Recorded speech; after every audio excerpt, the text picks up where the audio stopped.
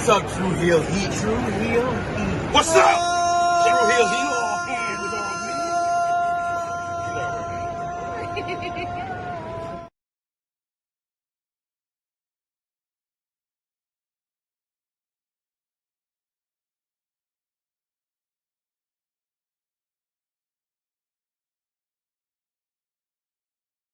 Hello everyone, it's the hardcore legend Mick Foley wishing a nice day to everyone there, right there at Tru Heel Heat. Yeah!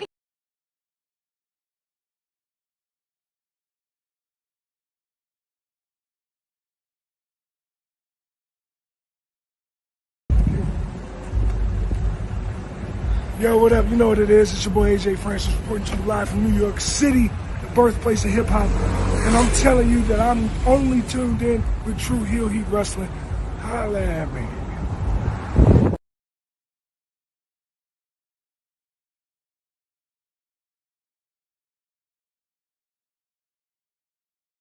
What's going on, everybody? This is your former AEW World Heavyweight Champion. Once a champion, always a champion. Swerve Strickland. Whose house? Swerve's house. You're watching Tru Heel Heat podcast.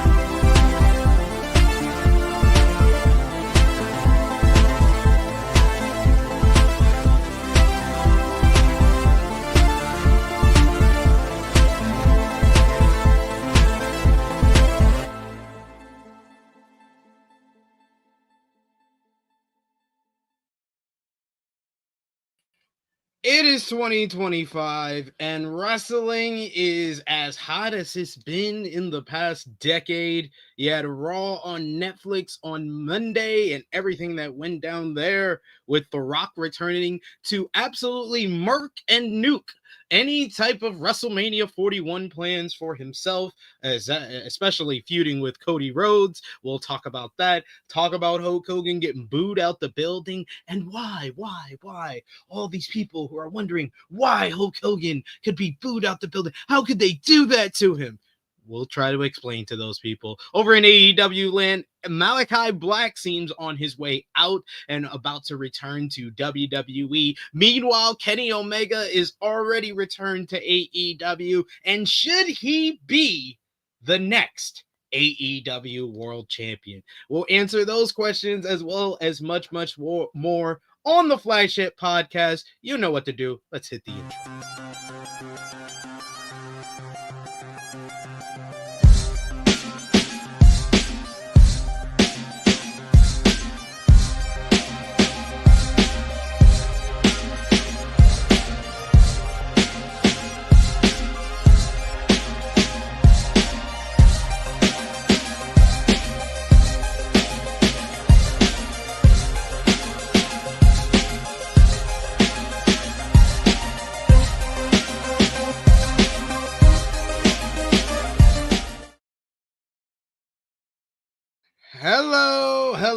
Hello. It is me, your Tru Heel Phenom, SP3. We are live on the Tru Heel Heat YouTube, Facebook, and Romeo's Twitter for Tru Heel Heat 311 Booze and Black, discussing the latest wrestling news, including The Rock killing off his WrestleMania 41 feud with Cody Rhodes before our eyes live on Netflix. Malachi Black set to leave AEW and return to WWE. Recap of this week in wrestling with WWE Raw on Netflix premiere featuring Hulk Hogan getting booed out the building. SmackDown last night, 3 hours plus.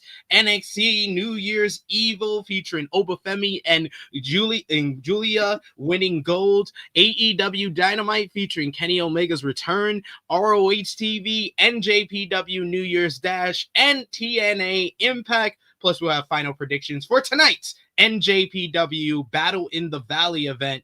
Of course, to do all of that, I am joined by my esteemed colleague, my co-host extraordinaire, artist extraordinaire, and opinionated podcaster extraordinaire, the True Jaw Josh. How are you doing?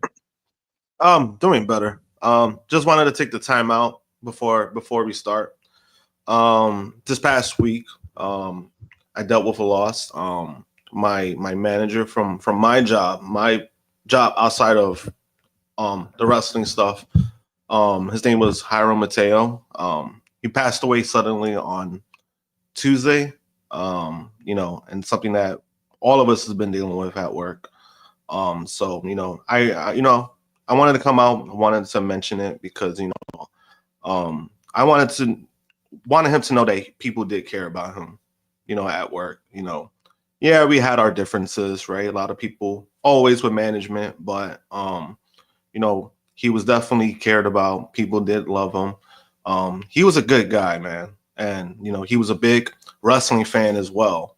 When he found out I was a wrestling fan, we started talking about wrestling like all the time. So, just wanted to mention that before anything. And, he'll definitely be missed. I know a couple of your co-workers and stuff do watch the channel and watch the podcast sometimes. So if you guys will, in the live chat, send your love, send your support, send your prayers to the family, friends, and co-workers of Josh's boss there, and show some love in the chat and in the comments down below if you're watching on demand as well. But definitely want to send our support to everyone at your job and you, of course, Josh. I appreciate it. Let's get into things. We got a lot to discuss from this week in wrestling. We appreciate y'all if you're joining us live. Appreciate y'all if you're watching us on demand. Remember to show your appreciation back the simplest way possible. Let's drop the thumbs up on this video. You can also share this video with all your wrestling fans, friends, and family on all your favorite social media platforms. If you're new to the Tru Heel Heat YouTube channel, hit that subscribe button. Hit the bell to stay notified for all the great content here. And of course, sound off in the live chat. We love to interact with all of you guys, hear your thoughts on this week in wrestling and any thoughts on any of the topics, any of the shows that we got from this past week in pro wrestling since our last flagship podcast. Want to send some love to everyone out there who already watched last week's podcast, because we did big numbers, over 3,000 views on that one. So thank you so much for the support for the first flagship of 2025, and let's keep the momentum going. But of course, if you want to show your support in another way financially, if you're able to, only if you're able to, do not go outside of your means. But if you're able to show your support to the Tru Heel Heat YouTube channel, you can do so with a super chat donation. Any dollar amount matters. It goes back to the contributors that you see on screen with us here, and we always appreciate the support. We put in a little goal in the chat, so if we get about 10 super chats, we'll be doing a members Q&A. It will be me probably later this week doing a members Q&A with the members of the channel, and you can become a member by hitting the join button for just $1 a month. We got Davion in the chat who says, good morning, THH fan. Good morning to you. We also got Eric Isaac who says, good morning, THH fam. What historic week of wrestling, and prayers up to all in California. Yes, we want to definitely, as you said, our love and condolences to everyone who is experiencing just craziness in California with the wildfires. You got people that have been arrested for setting fires and certain things, kind of taking advantage of the weather out there that is causing these wildfires and people losing their homes. I think there's been over 10 fatalities in California. So definitely want to send our love, our condolences, our support to everyone in the California area. And if you're watching and you're from the California area, I hope that we can entertain you for a few hours, get your mind off of things, use wrestling as the escape that it was meant to be. So definitely want to send our support to everyone out there. We got Michael in the chat, Michael Catherine, who's going out the window. The first comment in, he's like, Cody Rhodes is the best wrestler and WWE champion ever. You heard that, Josh? Is that your burner account, Josh? Definitely not my burner account, because, man, I'm sober, and even I wouldn't say that drunk.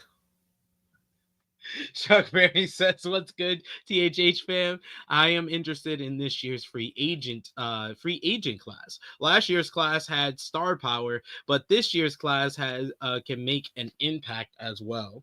I mean, we already know a couple of the names that are going to be out there in free agency: Speedball Mike Bayley, Josh Alexander, Jordan Grace. We don't know an update on Kevin Owens' contract status, but he would be up sometime this year. Of course, we're going to talk about Malachi Black from the AEW side. From what I've heard from my sources, Ricky Starks later this year is going to be a free agent. So it's going to, it might be 2024 is going to be hard to top that year, but 2025, those are some big names that could make a big impact. You're right, Chuck Berries. We got a couple of love for you, Josh, in the chat. We got Ed, who sends the prayers emoji. We got Break Hero Chris, who says, sorry for your loss. We got Eric Isaac, who says, prayers up to you, Josh. We got Chuck Berries, who says, sorry for your loss, Josh, and thoughts and prayers. We got Davion, who says, thoughts and prayers. Sorry to hear that. So, yeah, a lot of support. You guys are awesome. I appreciate it. I appreciate it, and like I said earlier, like when we were talking, I said that for the most part, I'm fine. I just feel more bad for the family more than anything. So, if I could do anything like myself for them, I'll do my best. Obviously, coming up, we have the service coming up, so I'll definitely be attending for that. So. We got some more love from Power Driver Finisher as well. Thank you so much, guys. We got MCats, who says, Triple H doesn't see color. And now your new WWE superstar, Alistair Translucent. Oh like what you did there. Like what you do there. Like what you did there. He definitely don't see black. So he's got to be translucent. But yes, we got a lot to discuss from this week in wrestling. But of course, to do that, before we do that, we got to send some love to everyone out there around social media here on the Tru Heel Heat YouTube channel and our Patreon, showing us some love. So we start off our flagship with the Tru Heel roll call. Our top 3 conversation starters on our Tru Heels group page on Facebook, our Tru Heel Trinity. Once again, it's Jermaine Packman, Vegas Bad Boys of Podcasting, and Stewie Palmer. Patreon backers, you got Vala B, you got Alan Weinstein, Negro Buck, Nick Jackson, Alex McCarthy, Professor Chris, Trey, Robert, Steve, Ladarius, you got Dan Snide, you got Kobe, you got John Martin, Marcus, James, Alan, and Santo. Thank you so much for supporting us over at patreon.com/Tru Heel Heat. $3 a month gets you exclusive content and the best place to support us when we are not live here, as well as you always get your name read out on our flagship podcast. But without further ado, let's get into what we missed. And we'll start off a little different this week. We're going to start off with the biggest show of the week, the most watched show of the week, WWE Raw on Netflix. The season premiere, the big premiere on Netflix, Monday Night Raw, moving from cable television to basically a streaming service for the first time in the show's over 31-year history.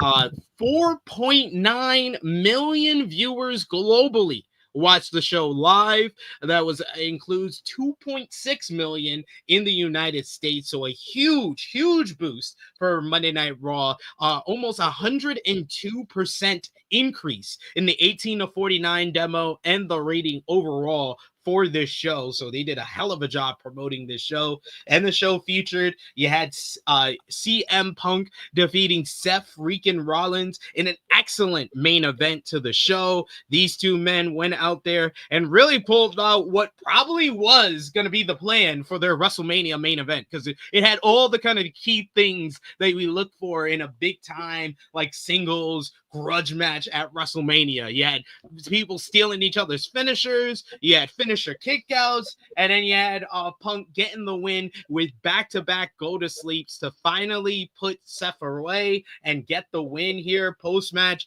Punk cut a spirited, fired up promo shouting out TNA Wrestling's Chris Bay, and then also he declared for the 2025 Men's Royal Rumble match. Apparently that is not official yet.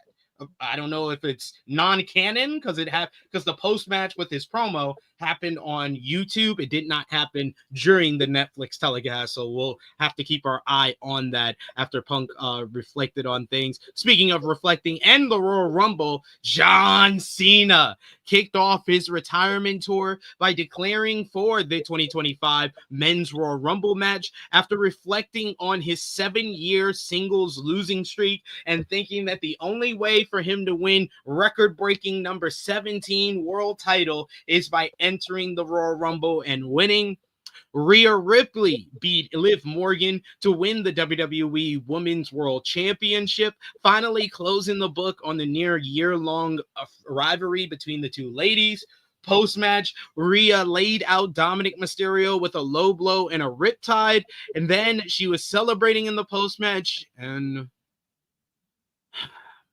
The Undertaker came out to ride his bike around the ring, and then eventually he high-fived and saluted Ripley as the new badass in town before doing his pose with her.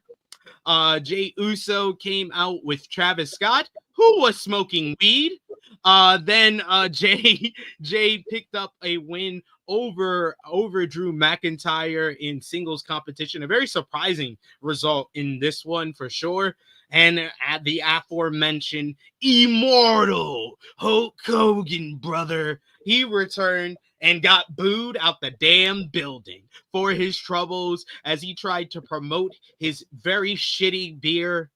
And finally, The Rock made his return to WWE for the first time since Bad Blood, not to be the final boss, not to set up the road to WrestleMania, but to thank the Netflix executives and salute and shout out Cody Rhodes for carrying the company before jokingly referencing Mama Rhodes and giving Cody a cuddle and then sharing a drink with him backstage. Later, we did get Roman Reigns. He defeated Solo Sikoa in a very fun tribal combat match. I call it the Dollar Tree budget version of Roman versus Cody from WrestleMania 40. It was like that. It was like that with all the interference and all the fun and the crowd getting involved and stuff, but on a lesser value. You had the Bloodline getting involved. You had the OG Bloodline getting involved. Kevin Owens got involved. Cody got involved. In the end, Roman gets the win. He retrieves the Ula Fala as the tribal chief. Post-match, Paul Heyman looks like he's going to bestow the Ula Fala to Roman Reigns. When The Rock comes out, he came out, he takes the Ula Fala, he bestows it upon Roman Reigns. We're on the edge of our seat thinking, oh man, he's about to turn, he's about to set up the WrestleMania match. He gives Roman a hug, and Roman poses, and he poses, and he poses, and he poses some more, and that was it. The Rock basically hugged and nuked his two main WrestleMania feuds in one night. But before we get more in depth on that, the Rock part of all of this, what was your overall thoughts on Monday Night Raw on Netflix? What did you think about the show, the production, everything in between? Give us your thoughts, Josh. Before I get thoughts on the Rock stuff. No, The show. we'll get into that. Just on the Yeah, show. yeah. So the show of Raw. I mean, honestly, if you take out like the bells and whistles of like production, right? Because we could praise, oh yeah, the production looked nice, right? Looked great. They used the stadium very well. Those are positives, by the way.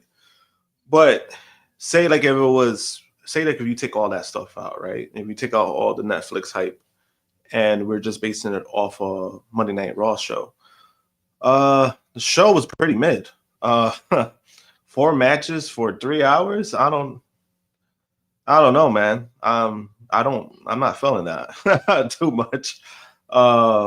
You know, some of the matches I thought, like they were either okay or like, they were fine.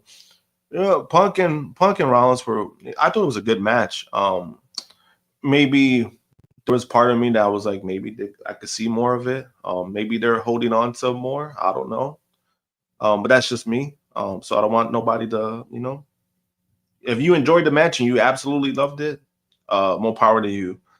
But I thought they could have done more with it. But it was a great match. Like I thought having that as the main event was the right move, regardless. Tribal Combat, I thought it was just kind of just all over the place. Obviously because of the what do you call that? The overbooking of people coming out, which is expected. I'm not gonna knock it for that because that's what Tribal Combat is, right? People just come out. There's a bunch of fuckery. So I'm not gonna knock it too much, but as an overall match too, like I thought it was just fine. Like it wasn't nothing spectacular. It was nothing over the top. It was just fine.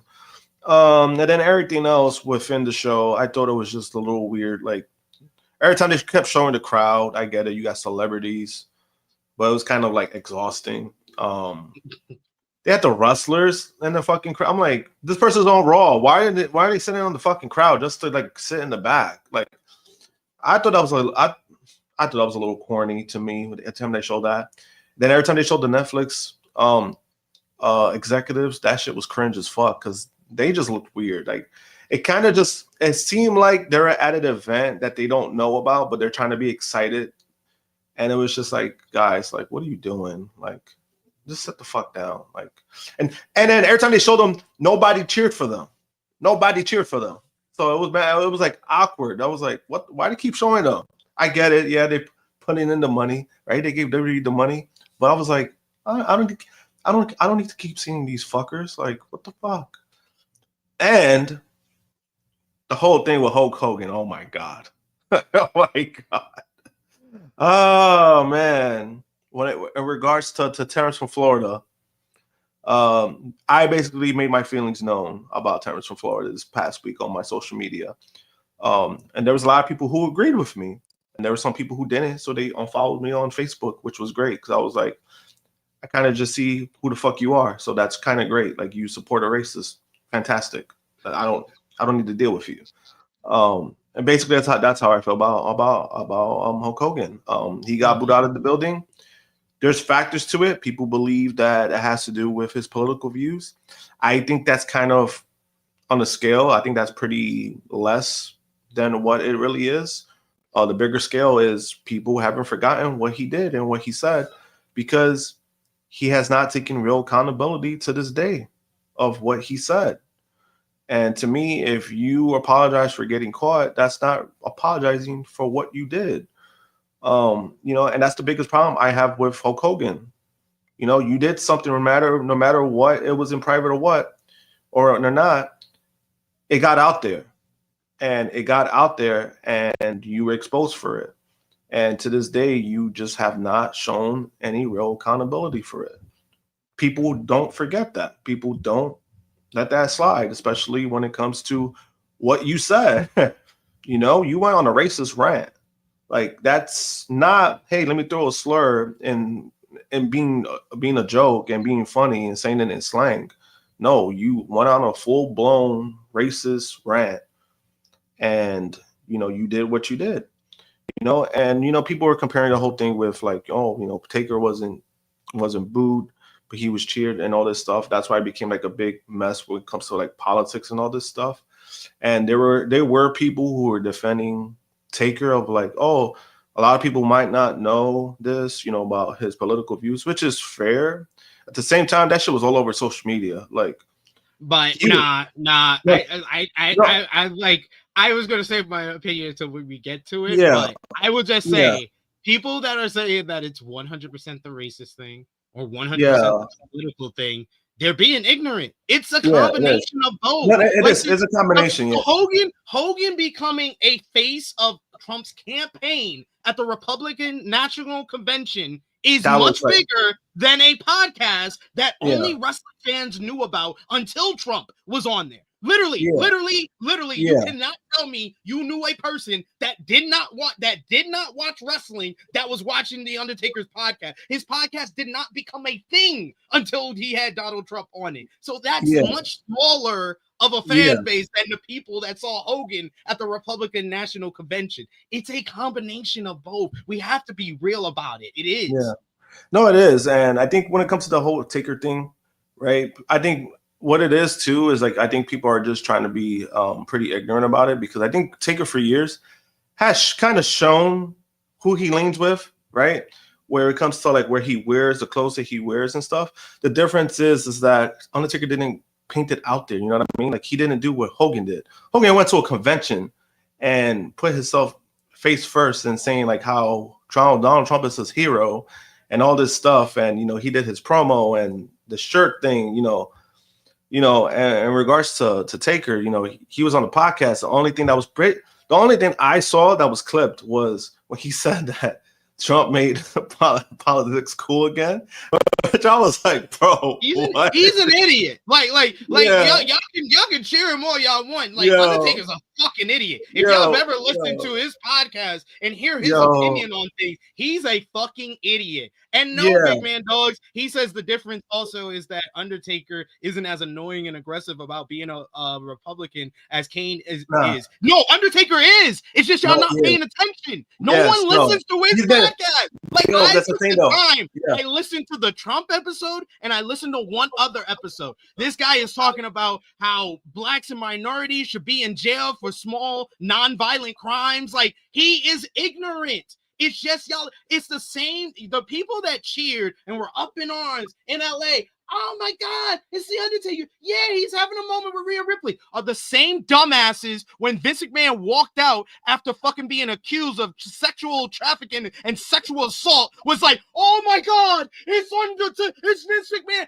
These are fucking idiots. Like, yeah. And then for me, it's one of those things where, like, for me, I've known this shit about Taker for years because I'm like, I pay attention to detail. And like I said, like, I've seen what, like, we're talking about like the stuff that he wears, right? Like he legit wears like pro MAGA stuff. And he was even wearing in the documentary and on the fucking WWE thing. Like his documentary on WWE thing, like on the, what was it, Peacock? He showed it. Like every time they showed, he was doing his talk, his interviews, they showed it. So when it comes to that, I get it because, right? Again, like you said, everybody doesn't listen to his podcast, so a lot of people don't know, right? And it's one of those things where I'm like, people are gonna have to get educated and probably know, because he was even on Fox News and he was just like, he brought up Batista because Batista's more on the left, and he was just like, I still love Dave, like if we want to talk, he's wrong, but I still love him. And it's just like, bro, like you're not better yourself. But it's an opinion. It's an opinion. You can't be wrong or right when it's opinion, especially in politics. But we have one other co-host with us who's joining us fashionably late because she's the queen. She's the princess of all the true heels, the tribal queen herself, Miss Krssi Love is here. I'm sorry, but I'm happy I went to the chat at the right time because I couldn't wait to talk about this shit. This shit right here. This shit right. Good morning, good afternoon, good evening, good night. Hello, everybody. Happy New Year, Kwanzaa, all that good stuff. I guess we gotta stop saying it's the 11th now. But hey guys, hello. Raw on Netflix was a glorified house show. Just so you know, it was all like the little razzle dazzle. House shows are fun. This one, you know what it is? You know what it felt like to me? Krssi Love. You know what house shows have that this show didn't have? Wrestling matches. Yeah, wrestling. This was a fucking infomercial for wrestling. You know what it felt like? This was an infomercial for a wrestling company that seems like it's embarrassed that it's a wrestling company. Oh. You know what it felt like too? you know what it felt like? It felt like a 2016 reunion show. I said it on our Rated Raw review with Top Guy JJ and Romeo. I was like, this felt like Vince McMahon booking a 2010s anniversary show. And yeah, and when the whole discourse of a lot of things, right? Where I was seeing online, right? People were defending it, and people were like, "Oh, they had this person, like they had this person, they had that person because they want people to come in to watch it next week." But I'm like, the problem is that none of these motherfuckers are gonna be on next week. No, yeah, like CM Punk, you're not getting Roman Reigns back. You're not getting the Undertaker there. You're not getting Hulk Hogan there. So I'm like, so when people were saying that dumb shit, I was like, what the fuck? Like, I was just like, the thing that you do. That like the thing that you do is you do things that's gonna make people watch for next week. And I tell you this, one of my coworkers watched it and he's just like, yeah, I don't think I'm gonna watch this shit next week. Because he just and remind you, he's a casual fan. Right. So like that's what their target is. Yeah, like that's what their target is. And you have somebody like that saying, like, oh, what the fuck? Like my friend No Lie said yeah. He's only been watching because of the Bloodline story. So once they said that The Rock was gonna come, they were hyped. And then he was like, for all the hype that they gave it, he expected something way different. But he got the same product. Yeah, he said the same thing. He was like, he was basically like, because he'll like, reach out to me like, hey, like, what time is coming on? Like, certain things like who's gonna be on it, like what's happening so far. So, I give him like a little rundown. So he was like, all right, I'm on it. I'm like, and he was just like, this ain't it. Like he was like, yeah, like it was cool and all, but he was like, I don't know what's happening. I don't know what to like. I like all the stars they had, like everybody they had there was like, I felt like it was like a pay-per-view, non-pay-per-view. Like, I don't know. I don't know. Yeah. And it's crazy too. What I noticed too is like, when it comes to like, like last week, right? AEW made their debut on the simulcast, right? On Max. Yes. That was right? Which, right? The show was fine, but it kind of felt like it was missing something, right? It felt like it was missing like that big moment. Because it was even that show had the Ricochet, angle. That's something. Even though I have my complaints about last week's show, and I feel it was a alert for what we're going to talk about later. This week's show should have been last week's show. This week's show, from top to bottom, how it was booked, how it was laid out, that should have been the first episode on Max. Yeah, because this show was the best show they've had in weeks. This show, like, it was devoid of anything of meaning. You literally, Jimmy put it best. This was an episode where they were just like, just don't turn off the show.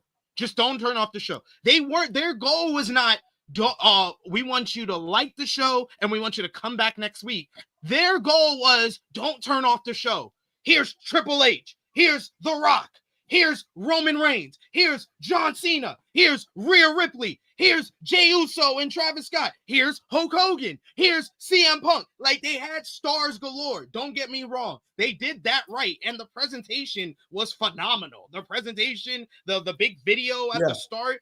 I don't know how I feel still a couple of days later about them telling us it's fake. Like, I don't know how that was weird. I still don't know how I feel about that.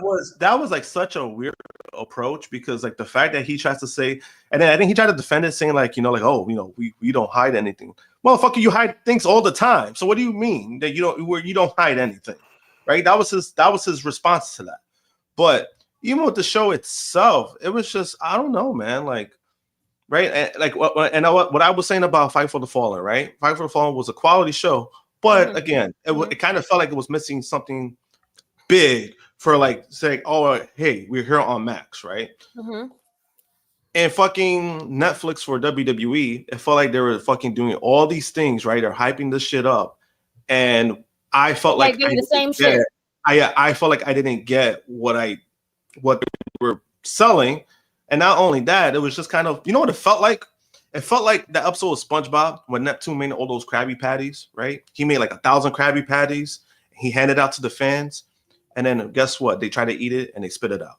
That's how I felt like watching the Netflix on WWE TV, because it was just like, like as a show itself, I'm like, you guys hype this shit up, and then, and then not only that, they came out with that bullshit rumor about like, so if these shows are coming up that are like, they're bad, it's done like purposely because this is to us. Get the fuck out of here. Don't try to tell me you're booking shows bad on purpose for the lead up when this shit wasn't even that good.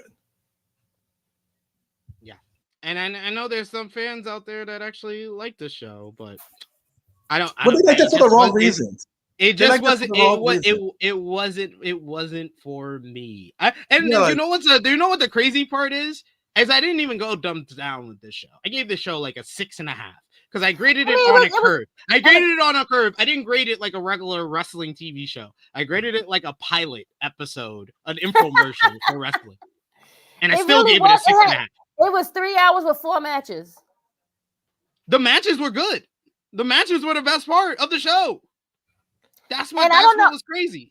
I don't know what you guys seen, because all I seen was vignettes and for me, because some people had commercials, but I saw vignettes and like they kept just running the same like things. Oh, we're gonna be in Saudi Arabia, like everything WWE twist. If it was like a commercial, then it would like go off and then it would like glitch and be like back in the same spot. Just like 2 seconds. Oh, so you have ad-free Netflix then? It's weird. It was weird the way they did it though, because they would like go off and then it would like come back in and it's back at the same spot, just like 2 seconds after that. Like, I don't have ad-free Netflix, and what did you see? God, the ads were ridiculous. It was like every 4 minutes. At one point, it was like every 4 minutes, it was getting ads. Like it was pissing my friend who I was watching it with off. He was getting tight. He was like, people. It was like, this is more commercials than what it was on cable. Yeah, people were pretty pissed about that. But then I'm just like, guys, they did tell you they're gonna have commercials. So I don't know why you're upset. I mean, yeah, they probably thought that they weren't gonna have commercials because it's Netflix. But yeah, no. I was like, no. I was like, nope. You thought wrong, because honestly, sponsorships, like they're still, no matter what, they're still a thing, and you still need sponsorships. As you clearly saw in the fucking ring, you see the giant Fortnite logo on the bottom, and then you see like all that shit around. And I like that. I actually like that. I actually like that. Yeah, which was fine. I'm like, regardless, right? If you're dropping the money, by all means, that's something that is like, that's a business thing. And if people don't like that aspect, that's a weird thing. I don't need 30 minutes of promos thanking the Netflix executive. They paid you. Oh. It was like they paid Netflix to be on Netflix. But that's another thing, right? With the fans, the shit was weird. Like, was it weird? Like, was it weird to you guys too that the fans were like, they were cheering that basically like, oh yeah, we bought an expensive ticket to be there. It's just like, you guys overpaid for a ticket to be at the show. Like, what's there to like? I don't understand why people cheered that. Like, I'm like, what's there? Like, that's to me that buildings aren't getting bigger, guys. They were literally saying to me that's fucking weird. Like when people do that shit, because it's like if they did that for Mania, I'm gonna laugh my ass off. I'm like, you motherfuckers spend $1,200 to be like what, upper deck? Yeah. Upper deck, and you're bragging that you paid a ticket to be at WrestleMania. Hey, it's not my money, I guess, right? Yeah, and the whole thing of like, I haven't even like made the criticism like you made, Josh, of 4 matches in 3 hours, because I kind of expect that with WWE. It's not the point. It's the point of these 4 matches equated to just over an hour of television time. With the ads, discounting the ads, that's even worse. To me, that's worse. Let me continue. Yeah. Taking the ads out of the 3 hours is about a 2 hour and 15-minute show. That means an hour of 15 minutes were spent on non-matches, and I don't think you accomplished anything. I think other than John Cena's 10-minute promo where he's promoting for the Royal Rumble, which isn't until 4 weeks from now, I have no reason to watch next week. Basically, No. I'll come back for the Royal Rumble, but I have no reason to watch next week because y'all gave me none throughout the show. But even with the John Cena stuff, like it was a good promo. Don't get me wrong, but was it like was it like kind of like, oh my god, this was the best part of the show? No, like it was a good promo, and I kind of expected John got a good promo. I mean, it was okay. No, I'm saying like it was a fine promo for what it was, and like, what was his mission? Between him and The Rock, it was a waste of time. Yeah, and then the shit with we'll get to that. There's a difference. There's a difference, though, Krssi, between John Cena and The Rock's pro. The Rock literally said, "Hey, I'm not going to be here, guys." That's basically the translation. At least John Cena's promo was, "Hey, guys, I'll be back for the." That's different. There's two different things. It was like that. One accomplished something because he's promoting the next premium live event and kicking off his retirement tour, which is going to be a big draw for the company for the next year. So he's going to be around. He's going to be making money for the company. The other guy spent 5 more minutes than the other guy to say, "I'm not going to be here. I'm actually just going to nuke any type of feud that I was supposed to have. Hey, Mama Rhodes." Yeah. And Cody fucking looking like a jackass in the crowd. You're 2 world champions. One's looking like a jackass playing grab ass with a guy that made him bloody and insulted his mother, and then drinking tequila with him backstage, and then helping the guy that he beat for the world title get his Ulafala back so he could be on track to get his title back like a fucking idiot. And then the other world champion gets 2 minutes of a fucking vignette. That was crazy to me. Care about the world title. That was crazy to me because I was like, that's your world champion on that show. They made them look like clowns. They look like he looked stupid. The whole thing was stupid. But like, like honestly, watching The Rock was like fucking like watching like Thanos in like therapy or something. Because I was just like, bro, what the fuck is this? Like, because like I knew he was kind of a promo, but NXT was even worse. But like my thing too, right? Is no. I'm sorry. Like, NXT was better, Krssi, because he was drunk. Yeah, but like, it's because he was drunk and he was cursing up a storm. It was great. He was cursing way more on fucking CW than he was. I went past the fact that he tried to gaslight us and be like, "Oh, you guys are mad at me for being friends." No, you're just trying to gaslight us. Just continue. And then he started cursing. I was like, "Yeah, this promo's much better than Monday." But it's not only that. But it's just like you're trying to cover up for something that it's a legit criticism, bro. Like it's a real criticism. You know what I mean? Like you legit, like you said, he nuked, and he like. One of your biggest stories that could have been presented, right? You did this shit since last year, and then all of a sudden, within a swoop, boom, just killed it. And the reason why, like when me and SP3 were talking about it, I compared it to Joker 2. And the reason why I compared it to Joker 2. Oh my God, I haven't seen it, but I've heard everything about it. No. The reason why I compared it to Joker 2, right, is the fact that fucking Joker 1, the first one was such a fucking classic. It was such a masterpiece, right? That it was like, all right, if you're gonna do a sequel, make sure you do it right? Even though me personally, I didn't want a sequel. However, part 2 just basically it just fucking lost all credibility to part 1. That's how bad part 2 was. Like it basically felt like part 2 was ashamed of part 1, so they did everything possible to try to ruin it, and that's what they did. And with The Rock, I felt like that's what his promo was. That we had something great that could have been presented. And even if The Rock is not working WrestleMania, right? My problem is that they easily still could have gone the angle. Like he hasn't forgotten that he beat Cody. So he's still owed some kind of like compensation for that. There's so many ways they could have gone by that, but the fact that he just went the way that he went about it, saying basically, he was kissing Cody Rhodes' ass, and then he little broed. Cody. Sorry. Like, that was the worst. Like, oh my God. And he hugged him. I was like, what the fuck is this? Like, what the fuck is this? Even I was like that. Even with the way I felt about The Rock, I was like, what the fuck is he doing? And then the shit with Roman Reigns, I felt like it was even like more like disappointing. Like, what was Bad Blood? What was the point of Bad Blood? What the fuck was the point of that? Right? Why did he come out? Yeah, there was no point. He just did it, and then he found out that he had other shit to do, and he forgot. He forgot to check in. Yeah, Moana reshoot. You know when you have like that. Say you put in, you have a doctor's appointment, and you forgot to put in for your PTO. Yeah, you're gonna be in sick. You just come in late. That's kind of what it was. Like he came, he did what he needed to do, and then he came back. He was like, "Oh shit, I forgot. I got these scheduled movies that I'm supposed to do, and now I really got to do it." So now you see what happened was right, exactly. So we're not gonna be there back in April. So not only that, but then like you know, they kind of have like a real like what's to me too. Where this is more funny. He's partial, like own on the board or whatever. So it's like, come on, he's on the board of directors, yeah. And he just got more. He just got like more shares off of that too. Yeah. He just bought more shares. Oh, it's over. Now his shares are now worth over $40 million. So he's getting more. But then also even more now. Yeah, and then honestly, like this is more of a funny part. Like this is not because obviously this is more script than anything. But the fact that they had this man drink his tequila with Cody, and then he drives off. I was like, "Are you guys promoting drinking and driving? Like, what just happened?" That's what they did.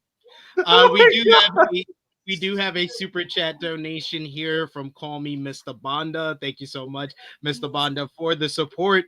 He says, when it comes crashing down and it hurts inside, you could tell it hurt him inside. You could tell. You could see the reaction like really affecting him. And I know he's told. I talked to Bill Apter on the SmackDown review last night on Sportskeeda by WrestleBinge, and he said that people close to Hogan have said, "Oh, it didn't really bother him because he was there to promote his beer, and he just made the deal, Real American Beer, with WWE. WWE is partial owner of Real American Beer, so he's going to remain on the mat. Yeah, he's going to remain on the ring mat at Monday Night Raw. But like, yeah." I mean, I wish I could have been at the back when he went back there. Poor Jimmy Hart. Jimmy Hart didn't know what the hell to damn do. But nah. You know, Jimmy Hart, you know your neighbor is the KKK leader. You know you shouldn't be over there. You know you shouldn't be over at your neighbor's house. I mean, he's not. You know said not wrong. Said not wrong. You on know that. Nah, you're right. Said not too wrong about that. You know that man. No, you're right. You know that man for 5 decades. But then, to me, what made like the whole thing bad, right? Was that the one. They really thought, I don't know who was responsible for it, but they really thought that was a great idea to send him out there. When even I knew that was a terrible idea. I'm like, don't fucking do it. And then they did it anyway, right? But then not only that, but then his promo, he tries to bring up Macho Man. And it's just like, bro. Macho Man has done that to people for years. Like he tried like that whole like that, that's basically wrestling 101. Hey, let me bring up a name that's gonna get some pop. Nobody gave a fuck. Like Macho Man rolling in his grave. Macho Man rolling in his grave to that shit. Hey, him and Andre the Giant. He tried to bring Andre into it too. But we do have more news to discuss from Monday Night Raw this week, and it has to do with Dwayne The Rock Johnson and what he did on Monday Night Raw, which was murk any type of WrestleMania 41 feud with Cody Rhodes. While it was reported last week that The Rock would be appearing at WrestleMania, he may not be wrestling at the event. Fightful Select reports that WWE Creative is currently working under the assumption that The Rock will not be wrestling, although they know things could change between now and April. Cody Rhodes versus The Rock, which was teased last year, is no longer the plan for the event. Instead, WWE is moving forward with plans for Rhodes versus John Cena, which we previously discussed last week on the flagship podcast here. Cena then appeared on Raw a few days later and said that he would be entering the Royal Rumble. If Cena were to win the Rumble to face Rhodes at WrestleMania, he would become the second person to win the match 3 times after Stone Cold Steve Austin. Meanwhile, it seems that it's up in the air as far as when we will get a potential Rock versus Roman Reigns matchup. Rock seemingly still wants to make Roman his retirement match, his last match ever, but we just don't know when that is going down. But as of now, The Rock will not be wrestling at WrestleMania 41. So, I mean, it basically it throws this whole WrestleMania 41 in a loop, because we've heard over the last month, we've been hearing all the big matches that have been discussed and talked about. Your Roman Reigns versus CM Punk, your Cody Rhodes versus John Cena. Hell, we had Ibu of Wrestle Paris this past week said that they are also discussing Gunther versus Seth Rollins. And then I believe it was in the Wrestling Observer newsletter, Dave Meltzer reports that he heard discussions of Gunther versus Logan Paul. So what? I'm sorry to say, outside of Roman and Punk, that's it. Garbage. No, I don't like how any of these matches. Nope. I don't like how any of these matches sound. I was like, Cody versus Cena, it may be good or great when the bell rings. I'm just worried about the build. How do, you want the fans to either you want the fans to choose between the whitest white meat babyface of them all in the past 20 years and John Cena on his last run. They're actually cheering for him winning the world title. You know what, 10 years ago, if you told them the fans would be universally in support of John Cena breaking the all-time record, they would look at you and slap you in the face for lying to them. And now they're cheering for that. Or they have to choose, you have to choose Cody, the whitest made babyface currently in the company, the one who just finished his story last year. You want to have them choose him over Cena or Cena over him? Like that just seems like a whole fucked up situation. Seth versus Gunther would be fantastic. Don't get me wrong. I think they're trying to make it I don't have anything against that. I just don't understand. I don't know how that's gonna work on the build. It's terrible because Gunther's character is not where it needs to be. Seth is coming off of losses and he still feels like the third or fourth guy. It feels like you're downgrading the World Heavyweight Championship if it's for the world title as well. And then Gunther versus Logan Paul, there is like 10 guys in this company that deserves a world title match at WrestleMania over Logan Paul. It ain't a Logan Paul. Absolutely fucking not. No, I'm saying 10 guys over Logan Paul. Yes, there's at least 10 guys over Logan Paul that you can book in that matchup. First of all, if Logan Paul goes against Gunther, Gunther is going to kick his ass. That's number one. That's just a known fucking fact. Two, they're building up Cody and John Cena as if it was like the Rock Hogan type of thing. It's not working. It's not. I don't think it's not the same caliber of like. It's not the same. That's just what it is. And I'm so happy I'm not going to WrestleMania. I hope you guys have a great time in Vegas, guys. I'm not Get going. high. Have all the either. fun you want. I'm not going. I'll be on the cruise. I'm not going. Fuck I'll be on the sea. He's deuces, friends. I'm not going. However, WrestleMania is not looking like it's supposed to be, friends. It's looking real basura. Trash. And do you think that The Rock deserves most of the blame for that? Yep. No, I think it's a bunch of them. I think it's Paul. I think it's him. Nick Khan. That's his name, right? Mm-hmm. I think there's a lot of them that first of all, this is what happens when you just book on a limb. This is what happens when you don't like have things in the backup. You have all these other guys waiting to be put into the game, and you're just having them sit on the sidelines. So this is what happens when you just like put all your eggs in one basket and just hope and pray that it works. That's what's happening. So it's a situation that I wouldn't wish upon even WWE. No, and I feel bad because all this money, you got 2 nights and you still like.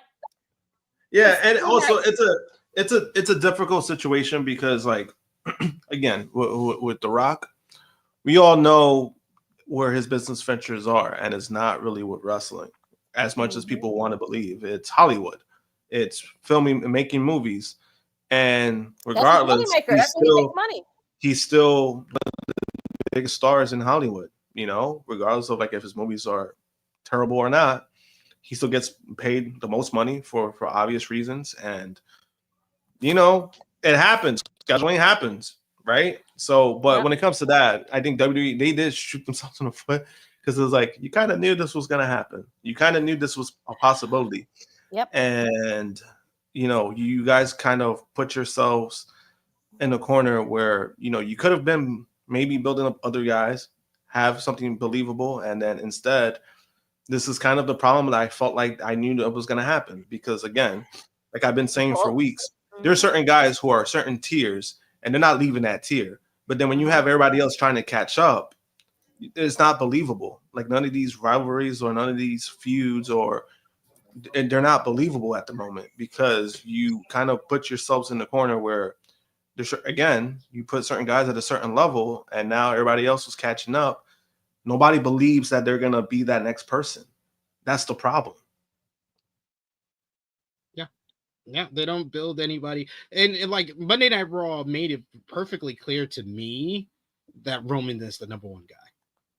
They kind of made it clear that Roman is the number one guy. And the people that still believe that Cody could get there or Cody is going to be in position to get there, I don't see it.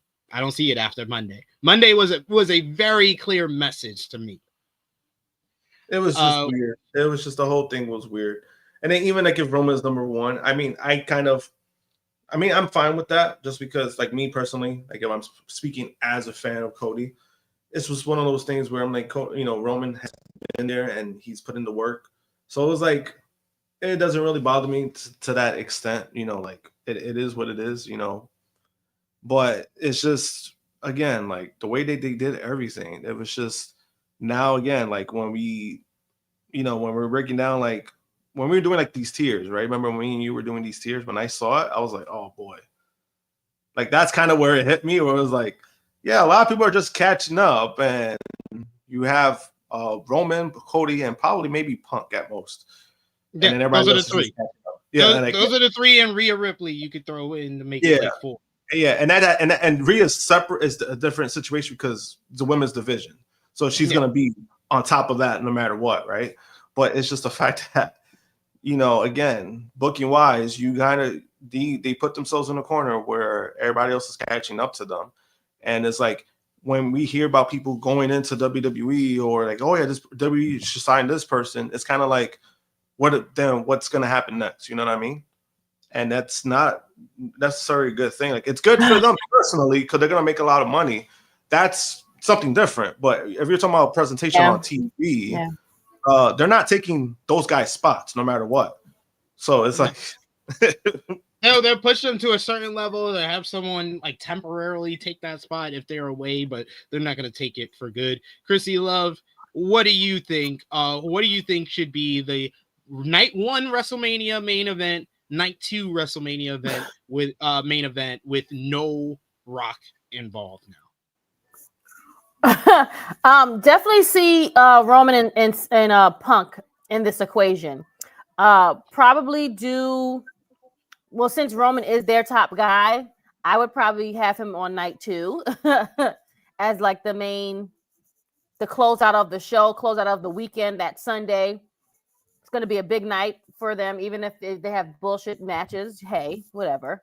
Roman don't give a shit about that. He just knows when he's going in and when he's going out. WrestleMania sells their tickets before a match is even announced. So. Right. That's also very true. So people already got their matches already. I mean, the matches. People got their tickets and hotels already booked. Yeah. It's not sold out, but the big people already got it. Now I'm sure, just like how Netflix was, they're gonna have a lot of suits there because all I seen was a lot of suits in the front. I was like, those, especially on the opposite side of the camera, those wasn't wrestling fans. Those are suits. Those was Netflix people. Those were not fans. It was exhausting. It was exhausting. Let's say it was exhausting. It was very exhausting. I was like, these guys don't even like this shit. They were standing up, talking to each other and stuff. Yeah, and shit. At times, it was fun. It was. But what about night one? Night one, I'm not mad at Pile Driver for saying this, Cody and Kevin, but it's like, how do we get there? Because we've got what? We don't need no. I didn't say I agree with that. So I'm not mad at it. That's not my pick, though. I am furious at that suggestion. No, I'm like, Really? Yes. Why? Okay. Because We can't drag this feud. This feud is already on its last legs. They're literally doing the same thing every fucking week. Cody comes out and talks. Kevin Owens annoys him and interrupts, and then Cody brawls with him. They've done this for like 3 weeks now. not only that, but Cody's already won the feud between them. Like he's already won the feud. I'm like, why do I need that match again for a WrestleMania? Like, so I would give it to Cody. Unless if you take the belt off of KO and then he's champ, that's not happening. Like that's definitely not happening. No. It's just that I don't. I would give it to Cody. I would do Cody and Cody. It's like, bro, we've seen enough of that already the last few months. But it's the fact that Cody has already won the feud. Yeah. And it's like, yeah, KO's been entertaining. Don't get me wrong. Like I think he's been doing some of his best work. Like heel wise. One of the best parts of the whole feud. But I don't need. But imagine dragging this shit out to 4 months. Like I don't need that. But then also, you're kind of gonna prove the point of Triple H doing shit too long. This shit does not need to be 4 months longer at this point between KO and Cody. So I was gonna say, I think we can bring back the whole feud and have Cody, and definitely Cody's night one for sure. Cody and question mark of like, let's just say maybe if it's not John Cena, I would say Randy Orton. Yeah, those are the two big options for Cody right now. If there's no Rock involved, yeah. But does Roman and Punk main event with no title involved? Yeah. Night 2. Night two, no title involved. That's tough. That's tough. Who's gonna get the title? How are you gonna get the title? I think the biggest tell that we got that they might be making new plans as far as like the title matches is the fact that Punk cut the promo declaring for the Royal Rumble on the post show. Mm-hmm. Yet when they were talking about the Royal Rumble entrance on last night's SmackDown, they only mentioned Roman and Cena. Yes. They did not mention Punk. So that makes me believe that they might have changed plans and might do Punk and Gunther at Royal Rumble to get the world title on Punk. Yeah, because then, right? Yeah, because I don't think if there's no title. Then we can have Gunther go against Logan Paul because there's no title. Yeah, because so like if that makes sense. Yeah, because honestly, Punk and Roman, it's a presentable match, but do we really want to see Cena and Cody? Not really. But like that's not gonna main without the title. That's not gonna main event. I don't want to see that. I think you need something involved, like a title. At the same time, it's like one of those things for Roman, where it's like this is where that favor comes in from. Maybe the favor, but then it's like at the same time, it's like I don't know how I would feel about Roman going after the secondary title. Right. Well, that's what the favor is all about. That's what makes it interesting is that he declared on. We'll talk about SmackDown in a bit here. He declared on SmackDown telling Cody he's coming for his title, and then it's gonna be Punk as the world champion. It's gonna be Heyman with the favor. Is like Heyman gonna double cross Roman and then sign the contract for Punk to get his match with Roman? Because that's how Punk is gonna get his WrestleMania main event. Like it could be a turn for Punk or a turn of Heyman on Roman. I think that's the most interesting scenario is getting the world title on Punk. Roman wins the Rumble, and now Roman has to choose between Punk and Cody for the WrestleMania main event. And I'd be fine with either choice. I'll be honest with you. Because I think they can make it work. They can make it work with this whole favor thing. The favor thing does make it work. I agree with you otherwise. If the favor wasn't involved, yes, it makes no sense for Roman to go after the world title. But if Punk's the world champion and the favor's involved, then it does make sense. Yeah. That favor is going to come into play. Remember, he said, "You owe me a favor. I did you guys a style. You got to do me one." That favor is that they made an emphasis on that favor when it happened, and it's going to come back. Remember, remember. You see, that favor is going to be a big deal. You see, that's why I like having you guys, because I'm like, yeah, that does make sense with the favorite thing. But if it's just like say like that's not involved, I'm like, Roman should not be going after that secondary title. Like he's above that point. I get where you're coming from. Yeah. So not being but the favorite involved, that makes sense. Like I actually like that aspect. Like it's but the secondary title, Netflix probably wants Roman on that show. Yeah. Oh no, they do want him. They made it clear they want him. Yeah, they made it clear. They made it clear. I don't expect Roman to. I expect Roman to show up more on Raw than SmackDown, all the way up until WrestleMania. Right. So what I'm thinking is, whatever title he makes it relevant. So will it be a secondary title once he gets it? No, he does. Exactly. Once he gets the world title, that's gonna become the top title, especially if that's the world title on Netflix. Right. So that's what I'm saying. I was like, is it secondary? Honestly, if he has it, no. I mean, it's still secondary. No, we hear it all the time though. But that's not true though, because when Brock Lesnar wins the Universal Championship in 2017, that was the secondary world title. But once Brock won the title, that became the world. That became the main title. So exactly. Yeah, I mean it was, but then it was like 100%. Krssy's 100% right. Roman wins this world title. That's the top. It does. It's just I don't know. It's one of those things where I'm like textbook. And I get what you. I'm more about saying, like Josh. yeah. I'm more yeah. Like with me, it's more. I totally understand what you're saying, because that wasn't the main that came afterwards after like the whole thing. You know, they had one title and then now we got two titles. So then that became like whatever brand it's on is always the secondary one. Yeah, but that's also that always has been always whoever a WWE has it. problem too. That's always been a WWE problem. So it's like they've never given a shit about it unless the belt the belt shouldn't even exist in the first place. Like this goes back to all the way though when they first introduced the World Heavyweight Championship in 2002.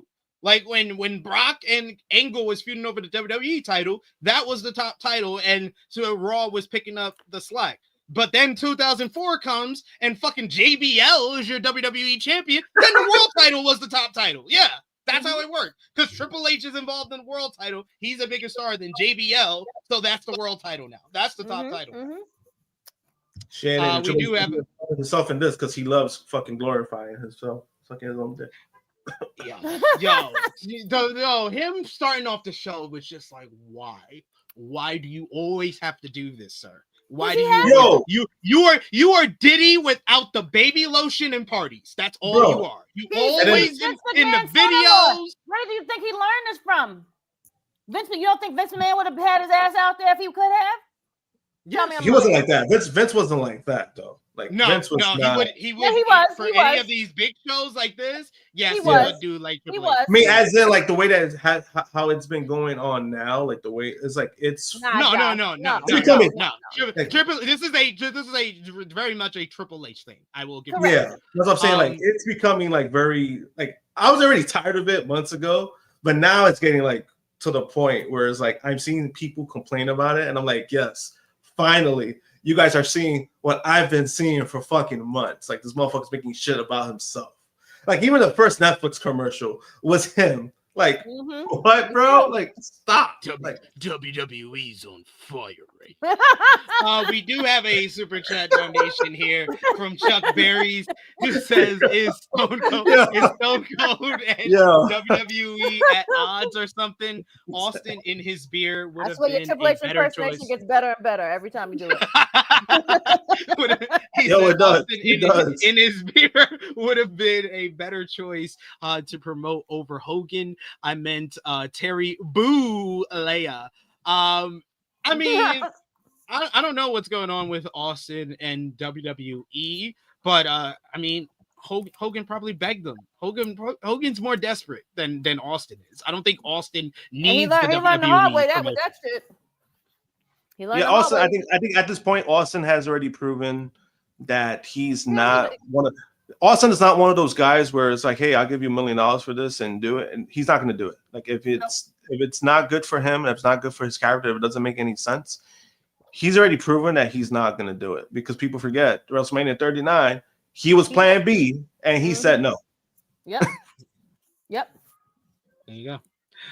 We also got another super chat donation here from Vala B. Thank you so much, Vala B, as well. He says, as someone said, that someone was SP3. Raw on Netflix was overhyped. Dynamite on Max was underhyped. Yep, that was me. I was like, why can't we get in the middle? One went on too any low, of these one shows? went too low, one went too way too high. I think that's what it was. Yep. Exactly. And Yep. Exactly. It should have been a middle ground for both shows. Yep. but- Yep. We also got Valo B with another super chat donation saying, yay, we overpaid for tickets. Me at home. Hee suckers. Absolutely. Absolutely. I just looked at my TV like, you guys are fucking idiots. My husband was like, my husband, he was like watching it with me and whatever. He's like, oh, it looks really nice and crisp. He's like, man, we should have went there. I was like, no, it's okay. I'd rather watch it from my home than you know how much would have. Yeah, you know what's crazy to me, and to me, like certain situations are different, right? Mm-hmm. Because it's like, for example, when some of us attended All In, right, the first All In, Mm-hmm. right, that was a special moment, right, and it was cool to be in the building, right. I thought that was still probably one of the best pay-per-views I've attended, like one of the best events I've attended. But there's a difference. I didn't overpay for my tickets to be there. How much was those Raw tickets? I don't know. I don't even want to ask. I'd seen somebody in the chat said it started at like 500. So yeah, it started like at 500, and I think they even mentioned like the typical WWE line, the biggest gate and something in history. It's they just said it's a bullshit. We get it. Like we get it. Like we fucking get it at this point. It's like how they gypped those people who went to Manhattan Center for the 25th anniversary of Raw. Oh man, right. that was something. That was something because man, there was people who attended, tried to overly defend it, and it's just like no, like stop. Just say it was bad. It's okay that you paid and you got you got finesse out of your money. It's okay. It's okay to say that. It happens to some of us. We pay for shows that sometimes shows are not that good. It happens. You learn from it. Just don't go next time. I've been seeing this as a prevalent thought coming out of Raw on Netflix and The Rock being out of the picture. Alexander says, I'm gonna laugh if we somehow get Roman versus Cody 3 at Mania. I'm gonna be honest with you.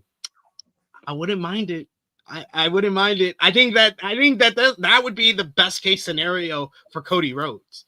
Yeah. I think that's the only way for sure. I believe Cody's gonna main event night 2. Only way. I think not only that, but then it's the fact that there is a rivalry day there. Yes. And the fact that their main matches have only been on WrestleMania, so that's gonna be another accolade for both guys. Like but other than that, it's just like not only main eventing WrestleMania once again for the 3rd time in a row. Well, Cody. Roman is how many is already at this point? I already lost count. This would be 10. This would be 10. That's crazy, and we haven't got Roman Mania for him. He deserves for that too. So that's insane to me. But I would not mind. Why? Because the first 2 matches were actually really good matches too. If like the first match, it was a really good match. The only criticism I have was the Solo Sikoa situation. That was my criticism to that. Oh, you was pissed. You was pissed. You was. No, pissed. I wasn't pissed. No, yes, I wasn't pissed, bro. No, you was not. You was. It's okay. It's all right. No, I was not. I was not pissed. I was not pissed. There was other people who were pissed. That he came out. He was like he was escorted out. He was already. No, that was actually Romeo. That was actually Romeo. That wasn't me. That was actually Romeo. I'm sorry. I apologize. But that was Romeo. Why? Because Romeo wanted the dusty finish. I didn't want that. I personally didn't want that. But that was basically podcast vividly upset. And me and SP was like, "It's okay. Like we were fine with it. Like we were chill." He was like, "Okay." The best thing I could say to meet in the middle is you were more upset than me and Krssi were. Yeah, I would say so. Yeah. Like not with the result itself. Like the result itself. I was fine with it. I didn't. No, because you were the only one who predicted Roman to win.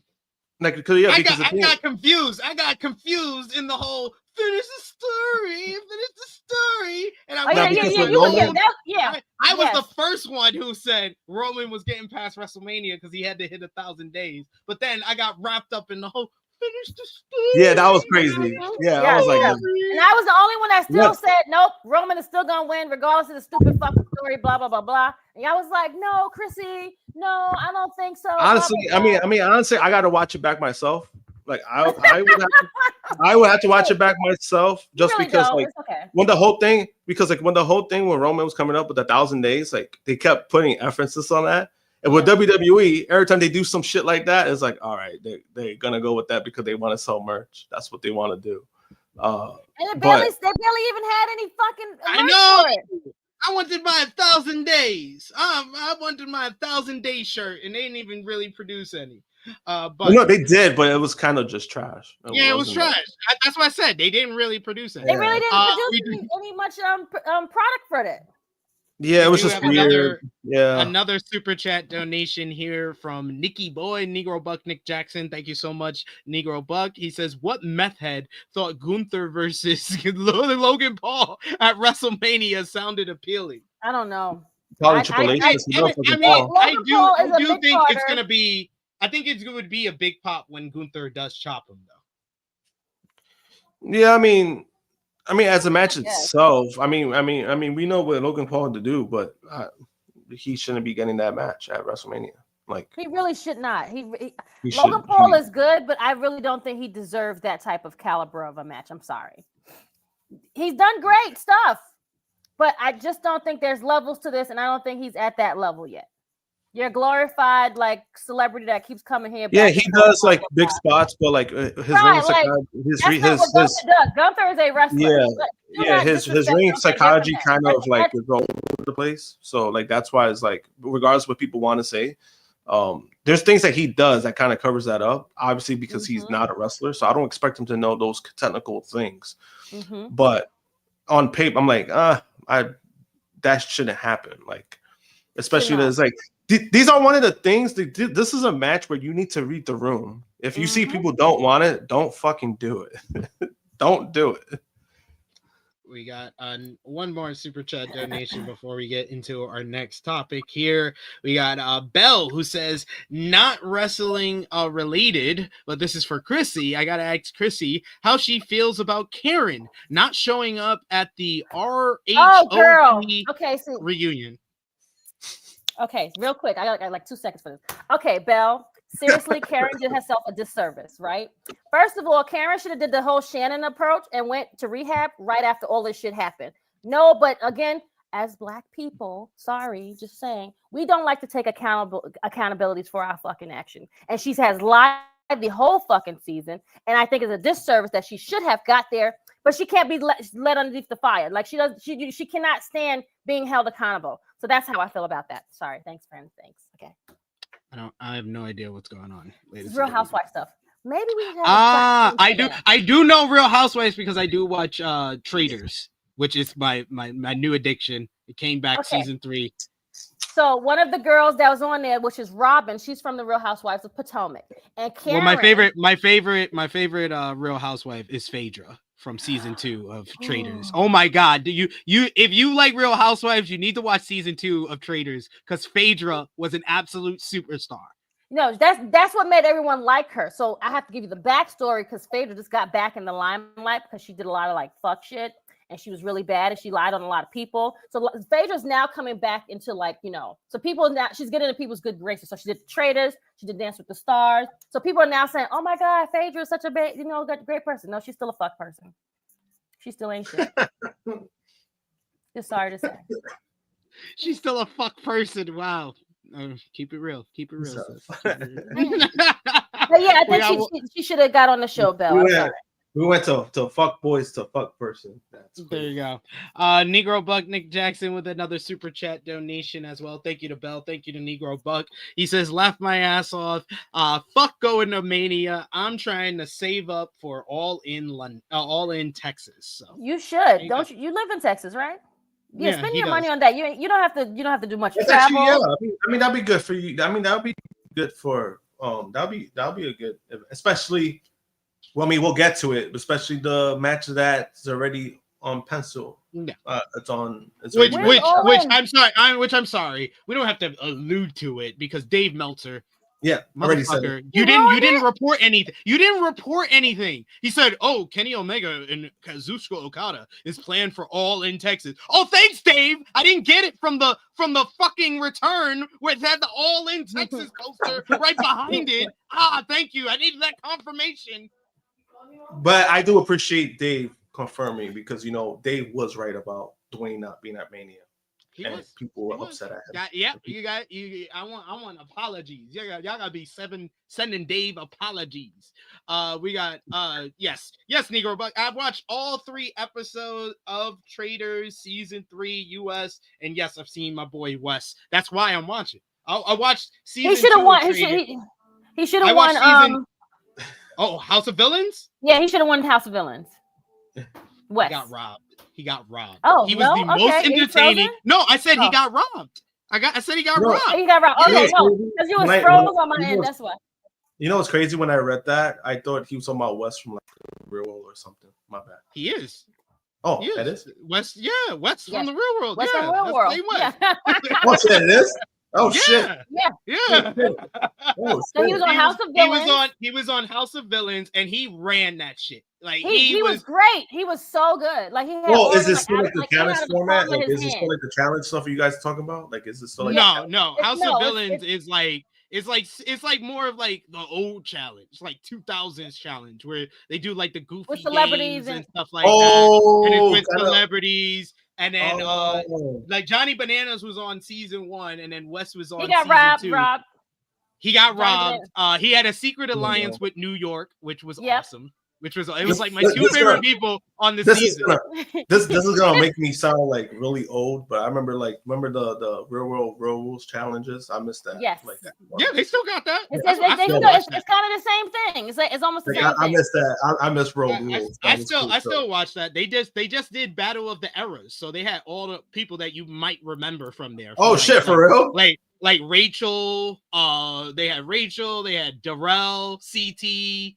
Bananas was on there, Cara, Laurel. Yeah, they had all those people on the last season. Yeah, CT's always everywhere though. Like CT, he's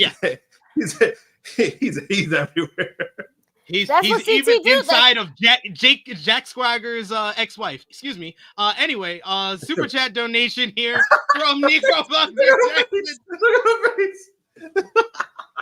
Nikki Boy, Jackson. You're just not going to say that real casually like that, first of all, okay? Let's rewind the tape back. I couldn't continue. I wanted to play it off and continue, but your face made me stop. So wait, hold on. Did you say Johnny? No, hold on. Who's in? What's the name? Jack Swagger's ex-wife. Yeah, they date. Yeah, they're together. They're actually like boyfriend. I don't know if they're together because he's going off on social media sometimes. No, they are. They're because they kind of have like a toxic relationship. Like it's a kind of like she's explained it. Like she even said it herself. Like like there's ups and downs, and basically she kind of put the blame on herself for that stuff. But yeah, like someone taking accountability for their actions. Yeah, like they're on and off, and she's all over because of what her job is, like job, quote unquote. So what is her job? It's well, just being a social media OnlyFans, influencer. Influencer, yeah. Negro Buck Nick Jackson gives us a super chat donation. Thank you so much, Negro Buck. He said, "Oh, I said that. He just repeated. I just repeated what Krssi. Thank you, Krssi. Shot's trying to get me in trouble. I just repeated what she said. Negro Buck says, "You finish challenge 40 SP3. My goat Jordan got that 5th win. It's not his 5th win. I'm sick of this shit. It's his 4th win. He's only won 4 main seasons of the challenge. They're just trying to fucking shoe in the world championships to make it his 5th so he could tie with CT. CT was awesome on season 2 of Traders. So go out of your way if you haven't already. Yeah, I haven't watched it. I'm waiting for the episodes to build up because I like to watch them like. Well, you can watch season 1 and season 2. By the time you're done with that, season 3 will be done. I seen all of season 2. That's how I like. Okay. And then I went back and watched season 1. Okay. And then Siri Fields is the greatest trader of all time.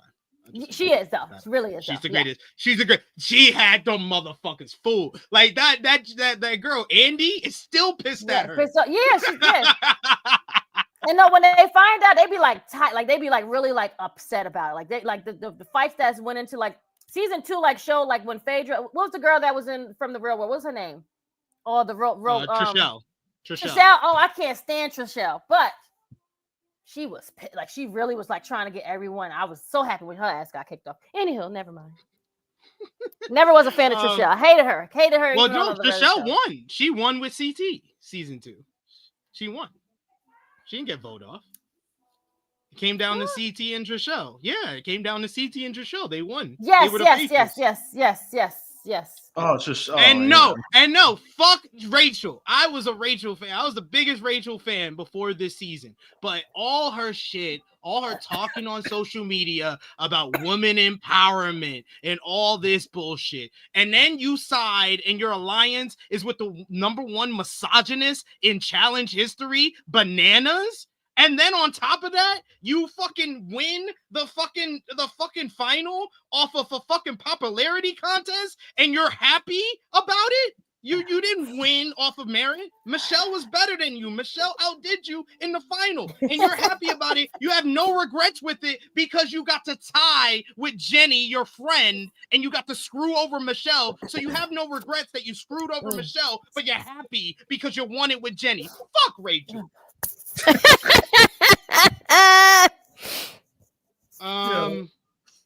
But moving on, WWE Raw on Netflix delivered 4.9 million global views and 2.6 million households in the United States.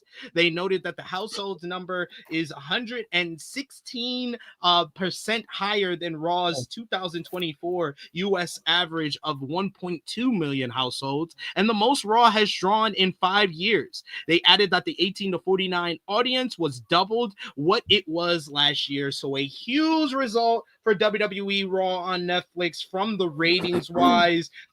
Do you think that this rating success, as far as people viewing it live on Mondays, will continue going forward? What do you think, Krssi? I mean, we'll see what happens. If they keep giving us shows like they did the other night, I don't think it was going to be great. What about you, Josh? I don't see it. I see it maybe go up and down, but I don't see like a consistent kind of thing. Right. It's definitely gonna be higher than USA because Netflix is, there's more accounts to Netflix, right? A lot of people don't have cable no more. But at least to me, I mean, maybe I'm on the minority look on the out, but I kind of felt like when I heard 4.9 worldwide, I thought it actually would be more. That's just me because of Netflix, and especially where it took like how many days for the numbers to come out? Like how many days it took for the numbers to come out? Like 4 days? Or like like 3-4 days. It's like 3 or 4 days. I don't know. We'll see, but I don't see it being like, especially for a first show, like the inaugural show, and you're getting 2.6 million US. Realistically, is like, are those people are gonna come back, or is it gonna be less? Like next week, it wouldn't surprise me less people come back. I think it'll still be over 2 million, but I don't think it's gonna be sustainable unless of like The Rock. They advertise Rock coming in or whatever the case may be, a big name like that. But yeah, I don't see it being like that consistent. There we go. But yes, let us know what you think in the comments below and in the live chat. But not the only thing worthy of note from Raw on Netflix. One person was missing that was worthy of note. The buzz leading up to the premiere of episode of Raw on Netflix in LA on Monday, including Becky Lynch making her return. Earlier reports suggested that her return on the show, there was a report by BodySlam.net immediately after the show that she was supposed to be part of the segment following Rhea Ripley facing Liv Morgan for the WWE Women's World Title, but it was nixed in favor of the segment with The Undertaker. But however, the next day, according to Fightful Select, Lynch wasn't scheduled for the show, nor was she even in Los Angeles on Monday. Lynch is now officially has signed a new contract with WWE, so she is a WWE roster member. She mentioned to people that she was there. She was there at the Netflix related events leading up to the premiere as support to WWE. As of late 2024, there's no concrete plans on her return to WWE or for her WrestleMania appearance just yet, so it remains to be seen. But very interesting. Do you think WWE should have booked Becky Lynch on the Raw premiere on Netflix? Yes. Your yes, Josh? Why? Absolutely. Because again, it's one of those things where, especially like if you have Rhea Ripley involved, like I felt like Becky Lynch would have been a better solution than Undertaker. Why? Because Becky Lynch is going to come back and she's going to be, full time, and that's your way to like continue. Like, hey, Becky's back. Let me watch for next week to see what happens or what everything's about. Okay.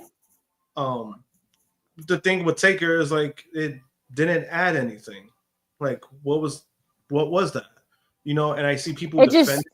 People that were defending it as in like, oh, we also got to see like, this was probably meant a lot to Rhea herself too, which is fine, right, on a personal level. But I'm like, on a TV aspect, I don't give a fuck. Like, I want to see where this continues, and having Becky would have built something, and it would have kind of honestly, it would have given a boost for the women, like the women's division, where it's like, oh shit, we got her back. Let's see what we could do. And I felt like they should have done that for that. Like I thought that would have been a nice bigger moment compared to like, oh, this old man came out on his fucking bike and just did came out as his true authentic self, as the MAGA person that he is. So it's like the Taker thing did not fucking add anything. And Did the I fact say that something people wrong? are saying like, so. hey, that this is gonna make people watch. Like, no, Becky Lynch would have made people watch because she's back and she's gonna fucking wrestle. Taker's not wrestling. Taker's not going to be there next week. Yeah, I 100% agree. I think that Becky Lynch was needed on this show. There was 2 moments on the show that I was completely like deflated and let down. One was the whole post match of the tribal combat when The Rock comes out and does nothing but hug Roman Reigns. And then the second one was the post match of Rhea Ripley and Liv Morgan, because I'm like, okay, you've completely finished this Liv Morgan shit. She got her belt back. Right. She did the riptide on Dom, which was the whole purpose, was the whole payoff for the whole storyline. So how about you have Becky come out, kickstart the build to WrestleMania. Becky's a big name returning, a star returning in this moment that gets some momentum behind this women's division that is now getting a reset across the board on SmackDown, Raw, and NXT. That you have your biggest star of the women's division come back in this moment. Oh man, knocked it out the park. First home run you've gotten with the women's division in quite some time. Nope. We got fucking 6-year-old Undertaker has to ride his back, rides right past Rhea Ripley. The motherfucker could have stopped. Give her a fist bump. And then let Rhea be like, hey, you can go ahead. Have your moment. Let Rhea be in charge of him getting his moment. Instead of him bypassing her, taking her moment away, bypassing her, riding his little bicycle around the fucking ring, and then high five. Oh, you're the new badass now. Like she didn't even like the whole thing was pointless. I thought she was gonna like, get back on the bike and ride outside with him. Like I was like, what was the whole point of the whole thing? I was hoping she wouldn't. And honestly, I mean, but it was done something like makes sense, like on why he came out. Like maybe he came to pick her up. I don't know. Like the whole thing just made no sense to me. So I'm like, maybe she's gonna get on the bike, or maybe she's gonna ride out and he's gonna walk up. Like I don't like. I think that would have been worse, honestly. To be honest, if she got on the bike, she's basically putting woman back by like 10 years.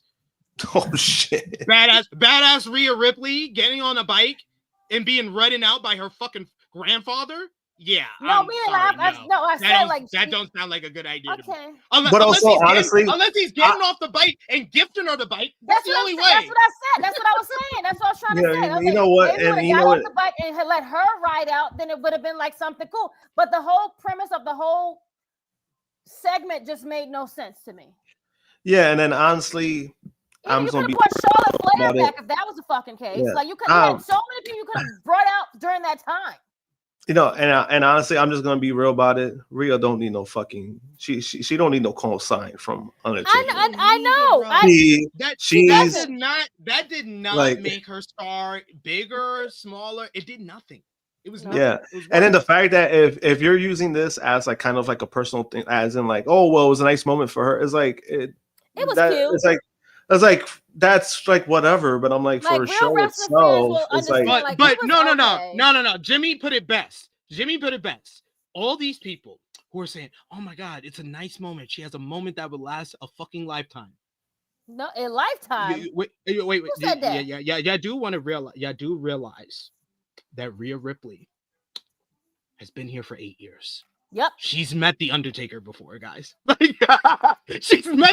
This is not Rhea Ripley from 2017. This is Rhea Ripley, one of the biggest wrestling stars in the business today. And y'all motherfuckers are acting like she's a fucking NIL signee. Like y'all are fucking ridiculous. And honestly, her moment last year at the WrestleMania entrance with her favorite band, I felt like her band was way better. That was a bigger deal than like, let me do a fist. Her being in Australia.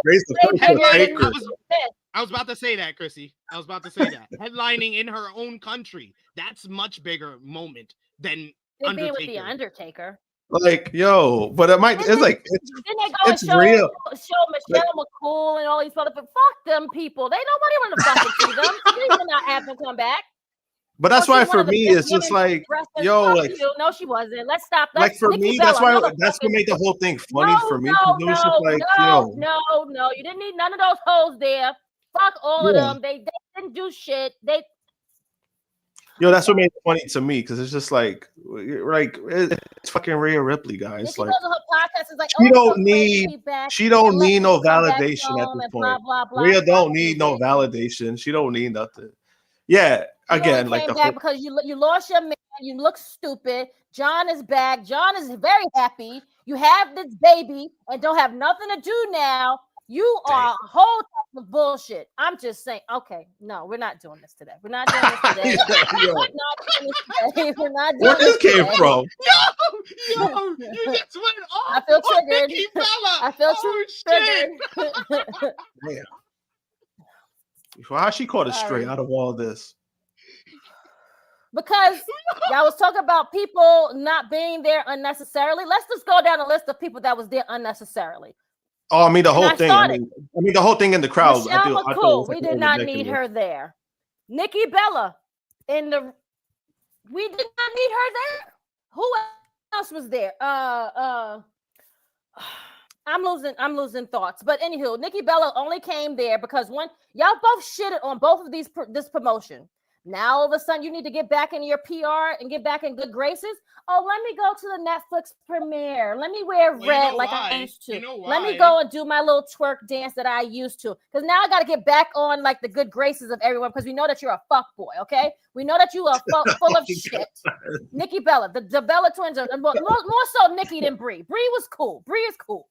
Brie was in the same section as me. All in. Nikki, on the other hand, has always been full of fucking shit. Let's just call it what it is. Nikki has always been a clout chaser. Nikki has always been trying to be in the limelight, and Brie don't need none of that shit. Brie ain't never need. Brie is in the farm with Brian, chilling in Wyoming. I promise you, or whatever the fuck they live at.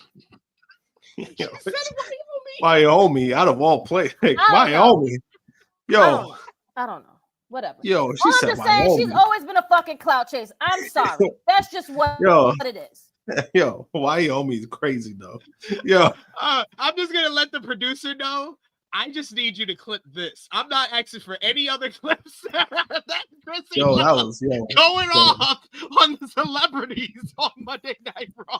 I honestly, in the beginning, I thought she was talking I'm about Michelle only saying McCool, what and I was people like, wait, wanna Nikki say. Bella. I was like, yo, She did I mention promise Michelle you. McCool. you know, and I was like, I thought that's who she was like continuing on. I didn't know. I was like, Nikki Bella. No, Oh, it just started. Just Michelle McCool was just guilty by association, but she was one of those like that was all there for like we didn't need to see these people. Like the celebrities, like the stars that actually like watch wrestling, like Ice Cube's son, those people that watch wrestling like vividly and like wants to like be there, show them the old Macaulay wrestlers. Culkin got the biggest pop. Yeah, Macaulay Culkin got mind you, his brother was just on the fucking Golden Globes talking about something. And then I was like, look at this nigga right here. And then his brother was on the opposite side. He was sitting away from Macaulay. He had a moment with Punk after the main event. That's what I'm saying. Oh, and Macaulay is a big wrestling fan because he does attend AEW events. Yeah, he's been too, there. So. He's been a part of like he was backstage at an episode of Monday Bree Night was Raw more- like Bree was- 15 Bree- years ago. 15 years ago. Crazy. Bree was more of the relatable person. Bree was more of the person that wasn't like so like, oh my God, I need this. Oh, John, blah blah blah. Just she was like, fuck you and John. Well, I did like seeing Topanga, but I hated the disrespect of Eric Matthews. Eric Matthews disrespect. I will not handle it. Eric Matthews was the funniest person on Boy Meets World. How dare you, WWE? And I'm like, are they dating? Oh yeah, there was like no mention of him. There no was like mention of him at all. They almost did Topanga. Topanga, by the way, still looks good. She still cook like she's still like she's just like Tiffany Amber Thiessen. They don't age. They still look like the same person. White girls that still get relevancy and still get come to the cookout. Absolutely.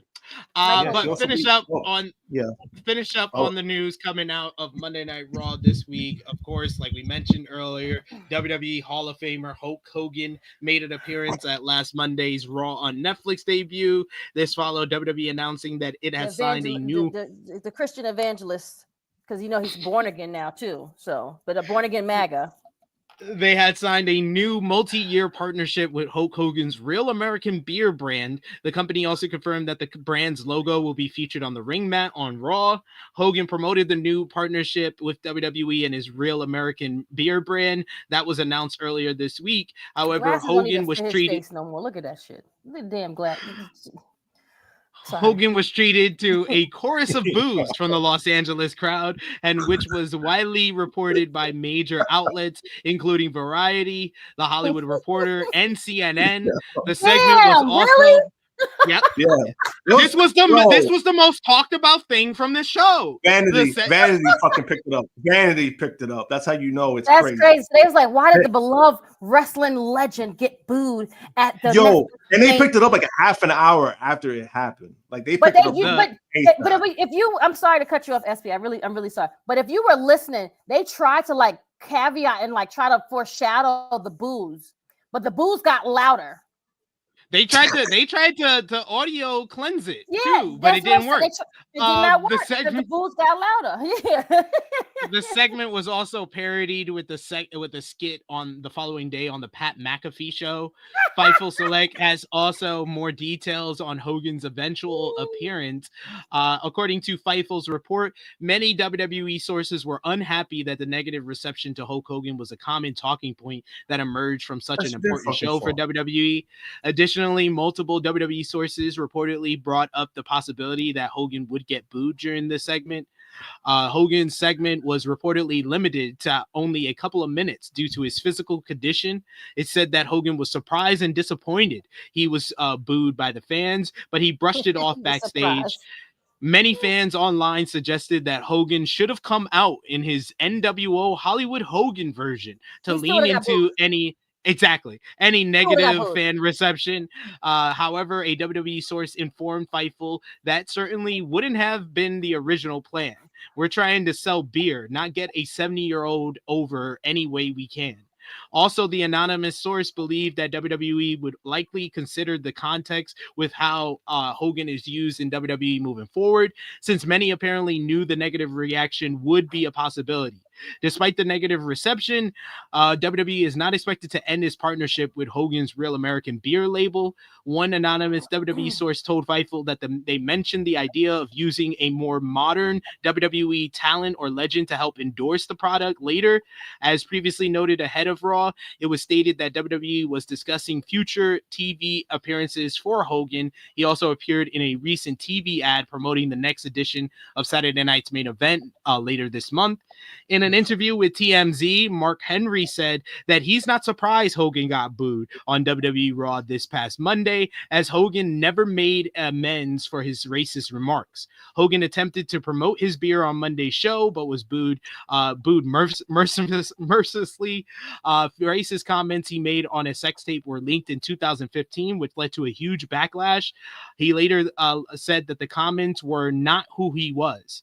Henry said that with the social climate and the things Hogan said and done, his lack of effort to try and fix it, people are going to come down on it. He never wanted to go forward and fix it. That's what happens when you think everything is going to go away. It's not going to go away. Well, do you think we see Hulk Hogan in WWE again after Raw on Netflix, Krssi? Unfortunately, yes. Unfortunately. Yep, I agree. And we're gonna probably, since he got booed, they're gonna play on that, and they're gonna put him out even more to get booed. It's gonna be like the Dom effect now. It's gonna get booed. You know, like, and then also gonna even be even more now. Now he's probably not even gonna get that word out. He's gonna be like, "Fuck you," and all this other BS like that. It's gonna make the whole NWO turn piece come out. Like, I did all. You guys should be thanking me for this shit. But then honestly, if and then I read too about, like, apparently they're talking about like turning him heel. I'm like, it's not. It's like you're making the situation worse. I'm telling you, Josh.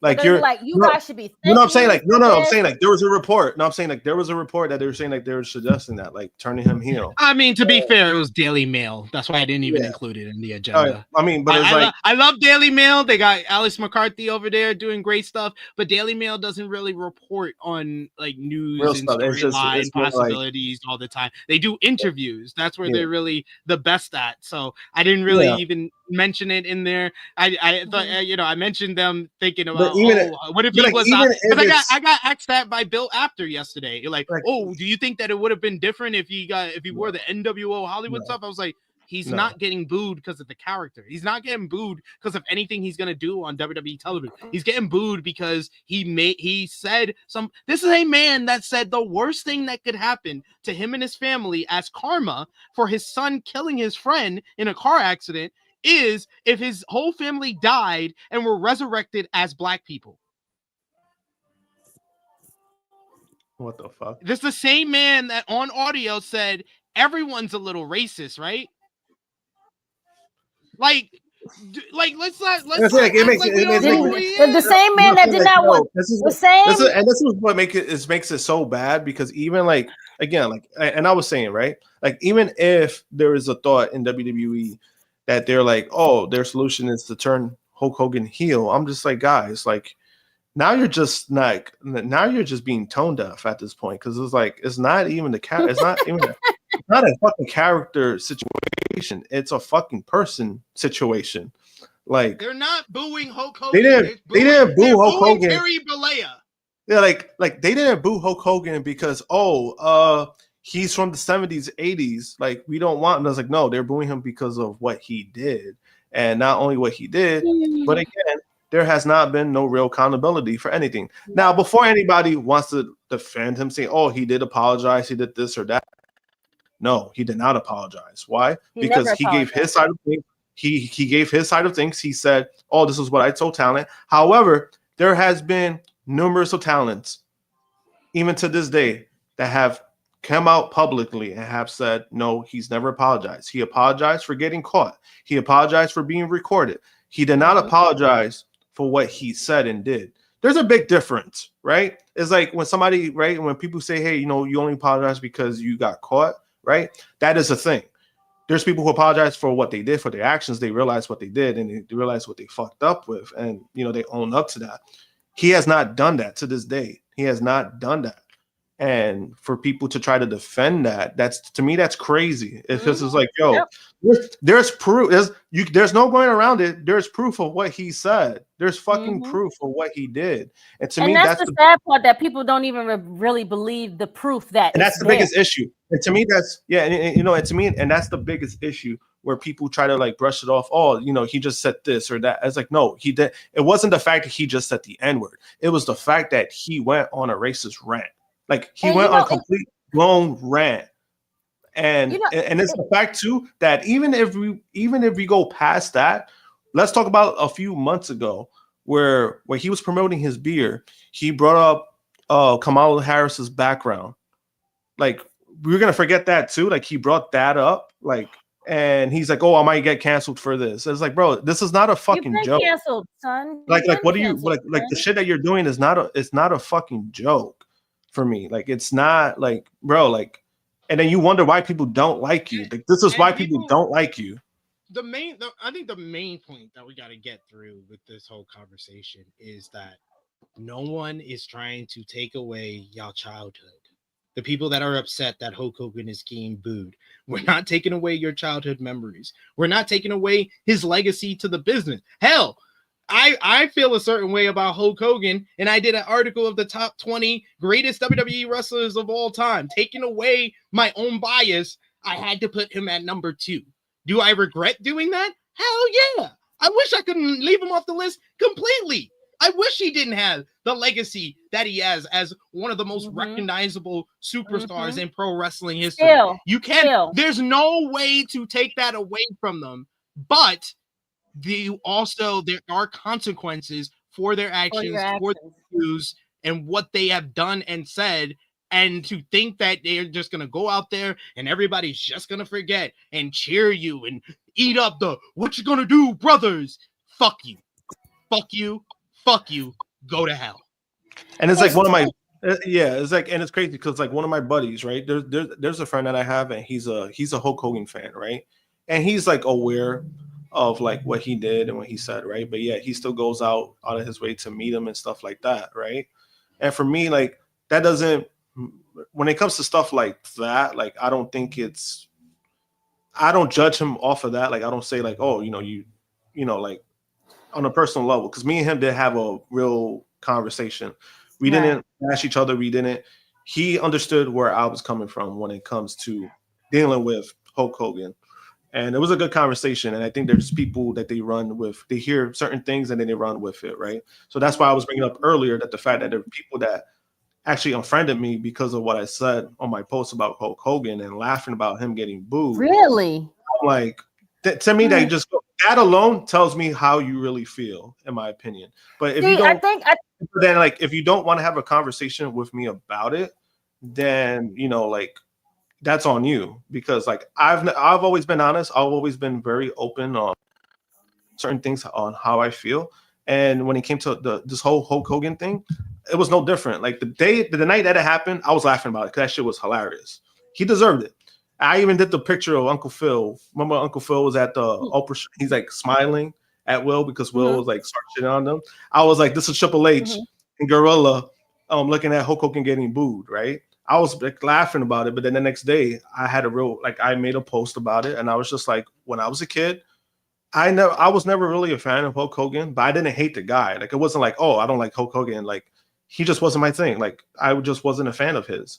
But then over the years, as I got older, I was like, oh, like, I heard stuff about how he handled business and like what he did and like burying people and getting people fired. It was like, oh, no, like, all right. Like, it was just, I felt justified of like not being a fan of his. But then this whole thing happened in 2015, and it was just like, yeah, you see, he proved he's a piece of shit. And that's how I felt to this day, because again, there's been no real accountability. It's like, even if you go back to the whole like Tessa Blanchard thing, right? Or what she did. The problem is, for me, is again, it's accountability, because people are saying like, oh, this girl forgave her. No, the girl forgave her by default, meaning she forgave her saying that she wanted to move on.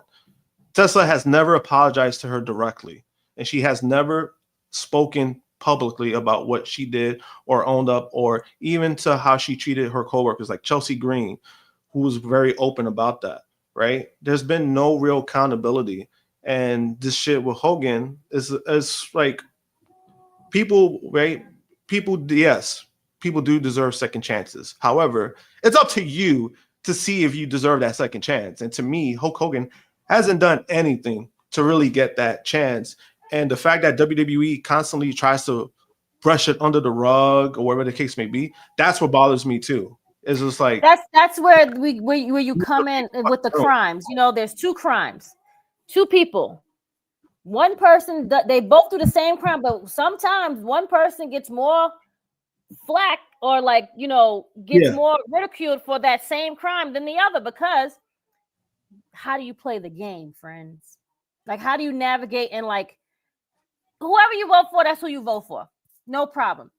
The part where we get annoyed at is when you try to dumb down and say you didn't do these things. Nigga, you took your whole gimmick. It was at the damn what they had the RNC, Republican National Convention. Their convention. You took your whole gimmick. You did that. Then you do all these other things. It's like a number of things that keep happening over and over and over. Undertaker had this whole man on his show. Joe Rogan had this man on his show. I mentioned it. I mentioned this earlier, Krssi, that people are like coming out and being like, well, no, you know, it has nothing to do with politics because Hogan got booed, but the Undertaker had Donald Trump on his podcast and he didn't get booed. That is so minuscule compared to the Republican National Convention. You are being ignorant if you think that politics has nothing to do with this. And that's what we're trying to say. It's like Hogan, Undertaker, same crime, but the other person is more vocal and more ignorant to their foolishness and will not take accountability for their actions. Not saying that the Undertaker is wrong. Okay, both people. Both of them are wrong. Both people. Okay, I'm trying to put it in a crime way. Okay, both people robbed McDonald's. Right. Undertaker robbed McDonald's in Kingsbridge in the Bronx. Hulk Hogan robbed McDonald's in Times Square. There you go. That's it. That's it. Where all the migrants are. That's why I laughed. So like, that was a great analogy. You said it perfectly. He just there's much happening. The other one that's in because it's a bigger scale. Like what he did on a bigger because not only did they both do that, and one did it in Times Square, the other did it in Kingsbridge or Bronx, but that's all Undertaker did. Hogan then went around Times Square and called everybody a nigga. He's like nigga. Yeah, you know what I'm saying? And that was the part of, and then to me, like, right, like when you mentioned that, we get the whole like same like. Look, okay, Martha Stewart, Little Kim did the same crime, different scenarios. Both went to jail, but someone's career is way bigger than the other one. Let's just tell it what it fucking is. Yes, and that's also a factor. That's also a factor to all of this as well. Is that Hogan is a much bigger star than the Undertaker, so anything he does is going to be bigger. It didn't matter if it was Hogan. If Hogan had a podcast and Hogan also brought Donald Trump on his podcast, that would be bigger than the Undertaker bringing Donald Trump on his podcast because Hogan is the bigger star. Anything he does will be known more. And that's what I was trying to basically say. SP is like you gotta look at the same scenario, because I've even heard people say, well, you know, the Undertaker just didn't really like speak that. Don't say he didn't really speak. He did speak on the stuff. Just that it wasn't magnified as the other one was. Yeah, exactly. He's even worn like the flag shirts that has like the all lives, the common lives matter thing. Yep, that's all. Yep, exactly what I was saying. He has his own clothing line. Like he has T-shirts and was selling those shits. Let's just call like the spades. The spades are spading. To be correct, but we'll see how much of this falls out past this week, and we'll see if we have to talk about it again. Oh, Tony Khan, you hope you get maybe 10-15 minutes of us today. Oh well, yeah. Tony Khan, we only got one show to talk about and a couple of news notes. The only other thing we got to mention is that one of the things that Tony Khan was basically ridiculed for back in 2023 and 2024 was the decision to bring Ric Flair into AEW. And it's something that I criticized them for at the time as well. PW Insider reports that Ric Flair is being discussed to be brought back for the Royal Rumble.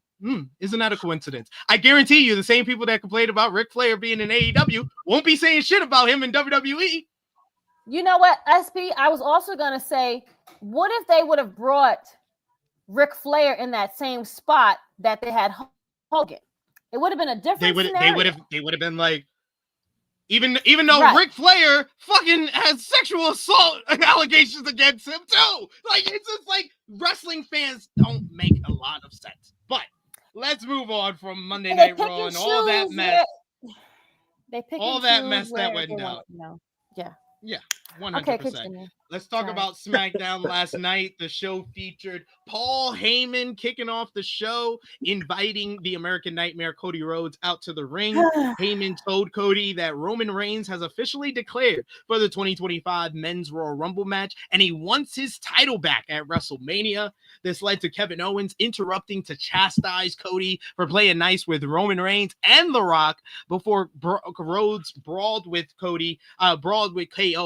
in the crowd. This left Paul Heyman alone in the ring for Jacob Fatu and Tama Tonga to surround him until Jimmy Uso made the save. However, the numbers got the better of Jimmy after a steel chair shot to Jacob Fatu. They beat him down. Keep Tonga low home. Sorry, my bad. The former members of the Bloodline beat down Jimmy until Cody made a return to make the save. Then LA Knight helped Nick Aldis and security remove Fatu and Tonga from the arena. But all that did was cause the Bloodline to get involved in LA Knight's United States Championship matchup against Shinsuke Nakamura, causing a disqualification. It led to Cody and Jimmy coming out to make the save to set up our main event matchup, which was Jacob Fatu and Tama Tonga picking up a win over Jimmy Uso and Cody Rhodes thanks to a distraction from Kevin Owens. Post-match, Owens and Rhodes brawled with Cody spearing KO off some production crates through a table to close the show. Elsewhere, you had following a title celebration from Tiffany Stratton, WWE Women's Championship win was interrupted by various stars. It led into Tiffany laying out all the contenders and then Bayley picking up the win over Naomi, Nia Jax, and Bianca Belair in a very good four-way matchup to become the number one contender to face Tiffany Stratton for the title next week on Friday Night SmackDown. Los Garza defeated Pretty Deadly in tag team action, while Motor City Machine Guns defeated A-Town Down Under to set up Los Garza versus Motor City Machine Guns next week on SmackDown. And then finally, Chelsea Green retained the WWE Women's United States Championship over Michin in a rematch from Saturday night's main event. Post-match, Piper Niven laid out Michin for her United States champion. Any thoughts on SmackDown last night? I will say it was better than the first week of 3 hours. It was better. I just feels though right now that WWE, the focus of their creative is all going to Monday Night Raw. Where SmackDown, it just feels like it's kind of like during the week they come up with what they're going to do on SmackDown, because Paul Heyman kicked off the show with a promo with Cody Rhodes, and that shit was not advertised before the show. Like that would have made people tune in to start off the show. Like if you say Paul Heyman's kicking off the show and he's calling out Cody Rhodes to let him know what Roman's going to do next, that's going to make people tune in at 8 p.m. on a Friday. When are they going back to 2 hours? Well, might as well bring it up now. Yeah, that's one of our news notes, actually. Look at that, Krssi. It was reported by WrestleVotes recently that while Friday Night SmackDown is currently 3 hours, it won't be that way forever. In fact, the report noted that the show is expected to return to 2 hours in June. In an interview with the Pat McAfee show, Triple H confirmed the change will happen, although he did not say when. SmackDown had its first 3 hour episode last Friday. He said on SmackDown, yes, for now, it is 3 hours, and then it switches back to 2. So thankfully, we only have 5 more months to deal with this, Krssi. There you go. 5 months? That's a long time, though. So that's what, June? No, what's we in? June, July time, the summer is when it'll go back to 2 hours. Okay, sure. Did you not enjoy the show last night? I mean, it was cool. The parts that I did see, but 3 hours is 3 hours on a Friday. It's a tough sell for anybody. It's honestly, it's pretty exhausting. It's pretty. They had more matches than on Monday Night Raw. They did. This had much more wrestling than Monday Night Raw. Monday Night Raw to me was the worst of all 3 WWE shows this week. It really could. I think NXT was one of the best ones. NXT was better than both. NXT was better than the main roster this week. It was, though. That's the sad part. First of all, they need to do NXT in more different arenas. I think they should do that. I think they need to take them out of Florida. We don't have to travel the whole time, but I think traveling to other states and still keeping the same small arenas is what makes NXT NXT. And the other night proved that night, Tuesday night proved that again. Like, you keep bringing them to these arenas, they're going to be outstanding. The crowds are great. Like, the wrestling is great. Like, sorry, that's not our topic right now, but yes. No, but you're absolutely right. They do, and that's at least once a month, I would say. Yeah, and they usually do that. They usually do that when they put like a lot of their eggs in the basket. But usually, like anything that's like very basic, they usually just do it in like what they've been doing it at. But now they do have the budget for it. They do have more money to travel for it. So we'll see. And it will make more people watch the CW. Because honestly, like The Rock, you think The Rock was gonna show up down there in Florida? No, he wasn't gonna do that. He did that for a reason. So it's like, come on. We got Davion who says fans need to stop twerking for the companies and hold them accountable for their bullshit. Agree. Yo, every time, yo, I don't know why. Eric use that term. Somebody uses that term. I'll be dying. Like somebody was like, I remember, like I heard recently when they were saying like, oh, when JJ Redick be twerking it up for like all the current NBA stars and shit. I mean, you fucking saw on Monday, fucking Triple H and The Rock twerking for Netflix. They was fucking out there twerking for these motherfuckers. They were eating for Netflix. Man, nah, they were twerking. They were. Twerking for something means that you fiending for their approval, and that was some twerking. That was you both jangling it. You okay? Yeah. Got it. Yeah. Alexander says WWE bringing Flair and Hogan back is nasty work at this point. I wouldn't be surprised if Vince comes back. Speaking of which, CNBC reports that Vince McMahon has resolved his SEC charges against him related to undisclosed settlements he made during his time as WWE chairman.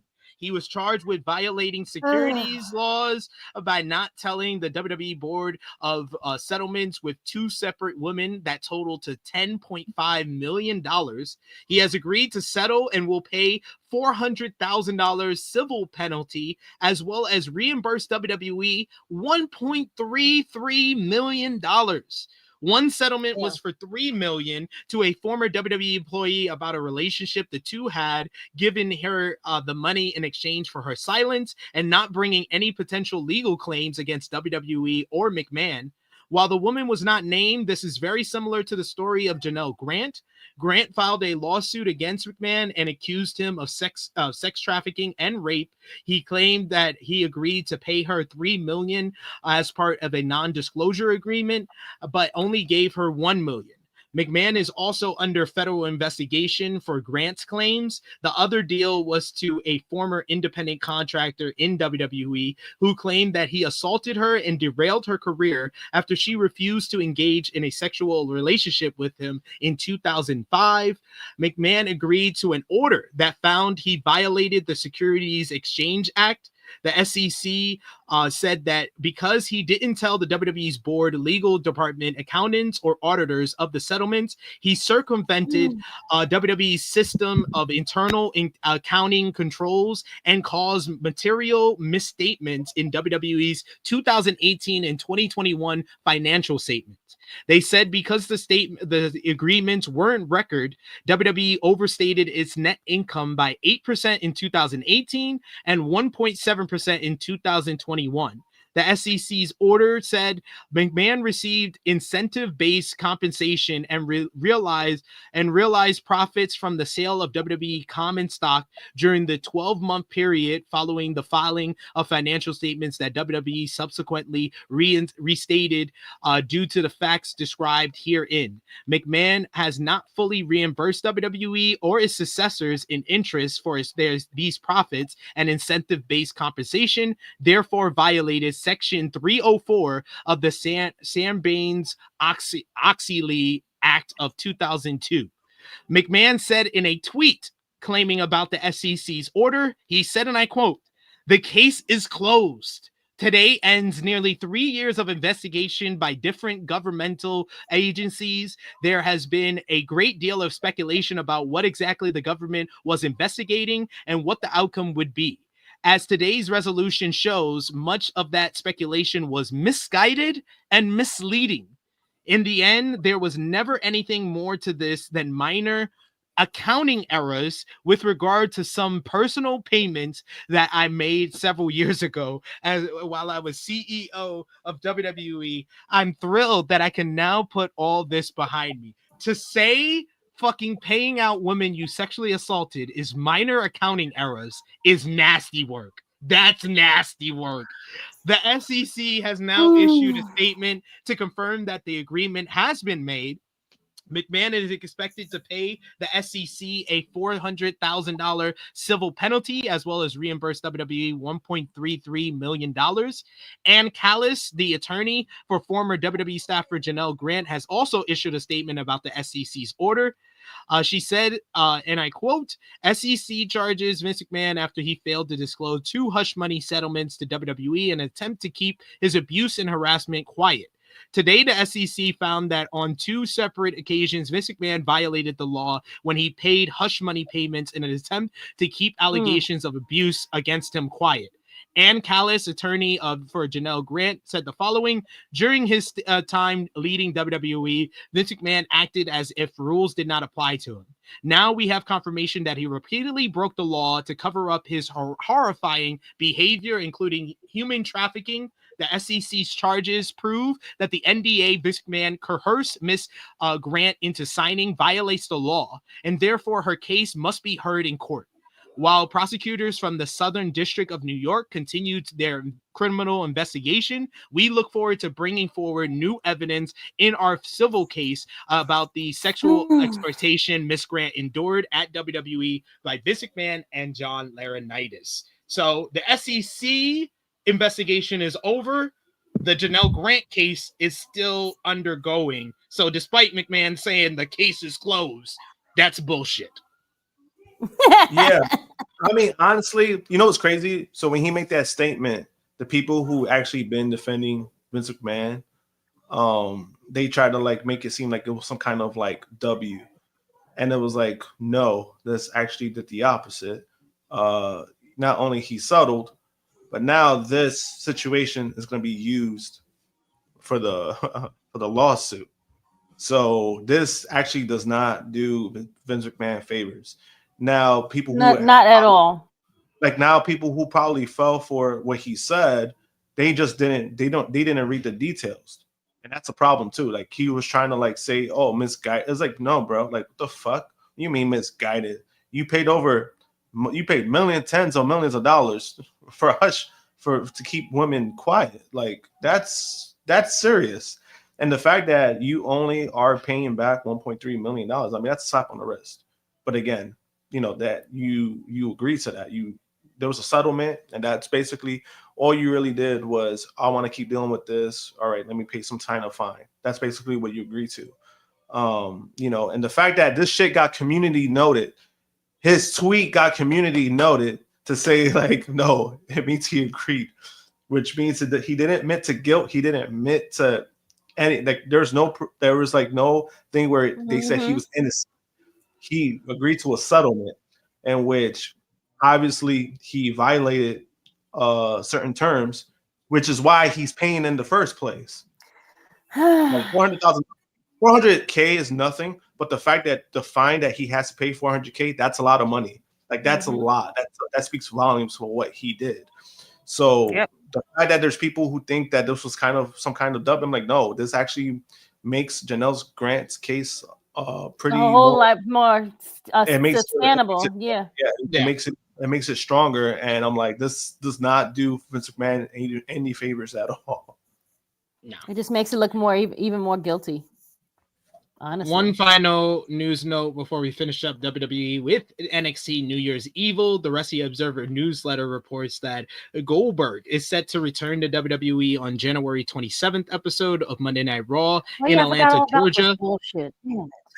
Goldberg previously shot an angle with Gunther at Bad Blood, and it's believed they are plans for a match between the two. It's unknown if it will be for the World Heavyweight Championship or when it will take place. Goldberg has previously stated he will wrestle his last match ever in 2025.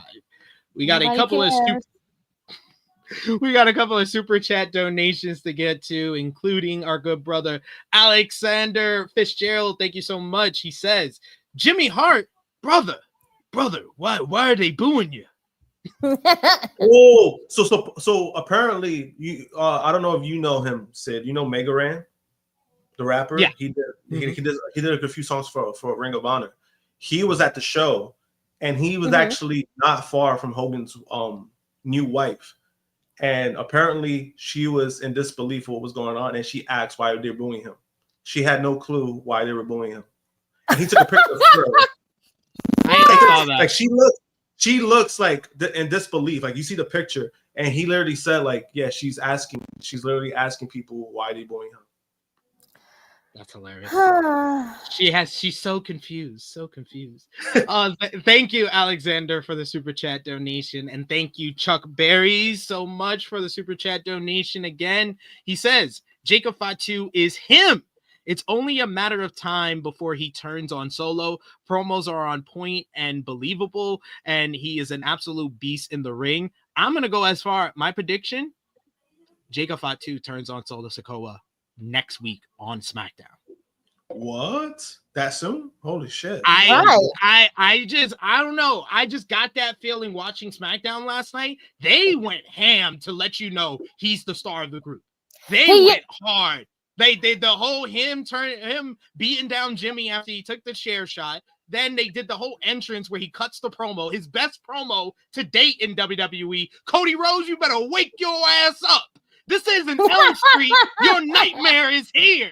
Oh my God. I was like bars for days. Honestly, I was more surprised. And then the entrance, the cherry on top was the entrance. When they do the entrance and then they zoom in, they literally zoomed in on Jacob. Completely forgot about Tama being there, and then that's how they went to commercial. I was like, I have a feeling they're gonna have, and he didn't say "I love you" Solo during the promo as well. So I was like, I think they might pull the trigger on the turn because Solo doesn't have a ready-made WrestleMania opponent. Jacob, if it's not Roman, doesn't have a ready-made WrestleMania opponent. You have Jacob turn on Solo versus Jacob at WrestleMania. Yeah, and then also I think I was more surprised that I was like, oh shit, I like that. Jacob said a few more words. I was kind of getting worried there. I'm like, can this guy talk? Because he only saying the same thing. I'm like, come on, man. Like, I know you could say more than that. And it worked. It's kind of like the Hulk, you know. I love you, Solo. You know when Hulk says Hulk smash. Solo. And I'm like, oh shit, he actually did something. I'm like, finally, he can actually talk. He's finally reading.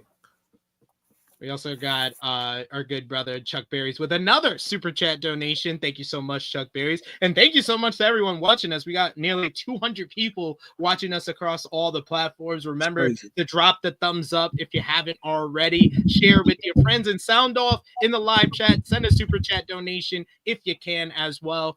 Chuck Berries says, damn, does Triple H watch this podcast as well? Because I feel as though he gave me the proverbial middle finger for my comments on Bayley last week, and my opinion still has not changed. It shouldn't change because all Bayley did was get she got number one contendership to lose next week. She's not beating Tiffany next week, Chuck Berry. So you're still right.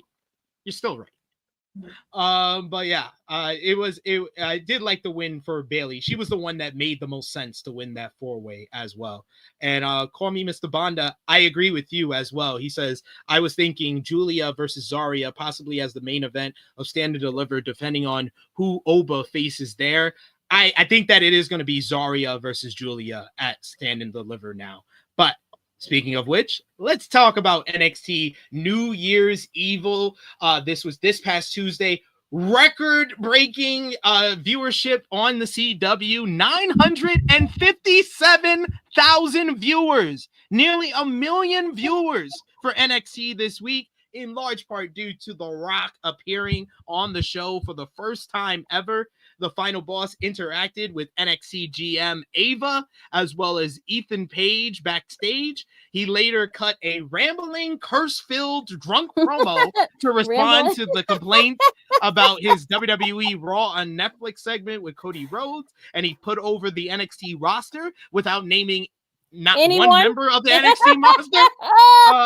Giulia defeated Roxanne Perez in a great opener to the show to win the NXT Women's Championship finally. Stephanie Becker, meanwhile, beat Kalani Jordan, Cora Jade, and Lola Vice to become the #1 contender for the NXT Women's North American Championship. That girl go. Shotzi, Gigi Dolan, and Tatum Paxley picked up a win over Fatal Influence, with Shotzi pinning the North American champion to set up Shotzi versus Stephanie Becker next week to determine who's going to face Fallon Henley next. Lexis King pulled off the upset, beating Charlie Dempsey to win the NXT Heritage Cup. And in the main event, it was Oba Femi finally defeating Eddie Thorpe and Trick Williams in a good main event to win the NXT Championship. You had Giulia and Oba Femi celebrating their title wins. Iron Survivors become champions at New Year's Evil. Krssi, what did you think about New Year's Evil this past week? I said it earlier. I thought NXT was one of the best shows out of the week of the 3 brands. Like, let's just say what it is. Like, the most wrestling, the most everything was so. And then you had The Rock at the end with the cherry on top, you know, going balls to the walls and, you know, being drunk off of Terramana. It's great stuff. Fucking, he was so drunk. He's like, fuck that. Like, it's the same. Right, but when he was talking to Ava, he didn't seem like he was so tipsy. Like, did he take 4 shots before he came out and just was like, whatever? Yeah. He was dead ass. That was a shoot between father and daughter when he said, "I really don't know what I'm gonna say out there." He was dead ass. He was dead ass. He just know that they wanted him there, and he was gonna be there, and that was it. Yeah. God, if I hear Michael Cole say one more time that he got that belt from Muhammad Ali's wife, I'm going to fucking scream. Like, no, nigga, you gave her the belt to give to you. Anywho, whatever. That's how I feel about the show. It's great. Yeah, I really enjoyed NXT this week. I think out of all the WWE shows, this was definitely the best one of the bunch. I was just happy for Oba Femi. I'm happy for Giulia and Oba Femi. I wish. I wish they would have talked about the Giulia win a little bit more, because I felt like Roxanne. I mean, you know, she was a great champion. Yes. So I felt like I kind of felt like people should have talked about that a little bit more, because Oba, you know, winning, obviously that was a big deal. That was a bigger deal. But then The Rock, I mean, what the fuck, The Rock, like.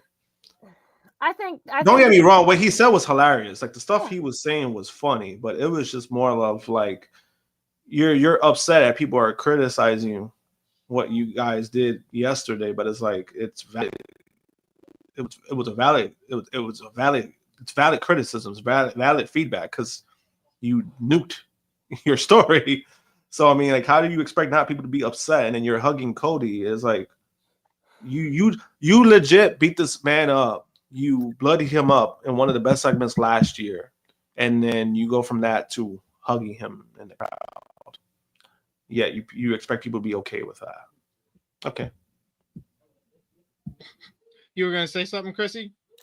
No, everything's just said. Well, no, what I was gonna say, I was like, I wasn't trying to discredit Giulia. We already knew that Giulia. Oh no, not you. I mean, like, online. Oh, okay. Because I was saying we already knew that. Yeah, it wasn't like really, like when people talk about it, like it wasn't really made a big deal, or like, because I felt like Roxanne, again, she redeemed herself. We didn't know who the fuck she was until she turned heel, and then she became like this. Yeah, this monster. and I felt she needed this. She proved everybody wrong who thought that she should have got called up last year. She really made the most of that last year in NXT. And also on the side note, I do like the idea of Zarya versus Giulia. I've actually liked Zarya. Like, again, I wasn't familiar with her work, but but the more I'm seeing her, I'm like, damn, yo, she's a badass. So I actually like that matchup. I don't know, Alex Pyle. He says, I think Giulia drops the belt to Vicaire as Zarya wins the North American belt. I think Vicaire is going to be here longer, and they're going to build to her winning the NXT Women's Championship. Yeah. I think that they do Giulia and Zarya, and there's a good chance Zarya wins, and Giulia just gets called up to the main roster, and it's a short run because of what she said immediately after winning the NXT Women's Championship. She has an interview with Tokyo Sports where Giulia said she is hoping to move to the main roster in WWE as soon as possible, and spoke about her other goals. Want to go to damn NXT. She said, I got the singles championship belt, and singles matches are important to express my fighting style. The NXT Women's Championship is NXT's flagship title. With that in mind, I want to adjust the wrestling style I've been doing in Japan and express my fighting style and wrestling style. The championship belt is a ticket to fight various wrestlers, and I want to have amazing matches with many wrestlers that go beyond the limits of wrestling. Another big goal is to get to the main roster, Raw, SmackDown, as soon as possible.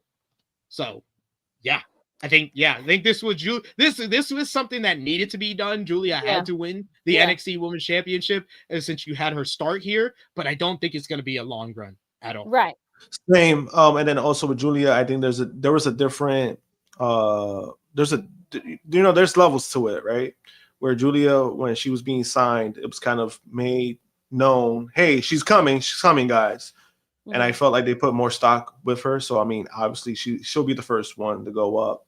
And if they do it soon, I mean, I think that's fair. I think she's done enough, not only in NXT, but throughout her career, to be called up sooner. So I do see it happening a lot sooner than later when it comes to her. I think Vicaire, she's in a good spot. Obviously, they're building up to that. She's in a good spot. So you necessarily don't need to rush her to go up. Like, you know what I mean? Yeah.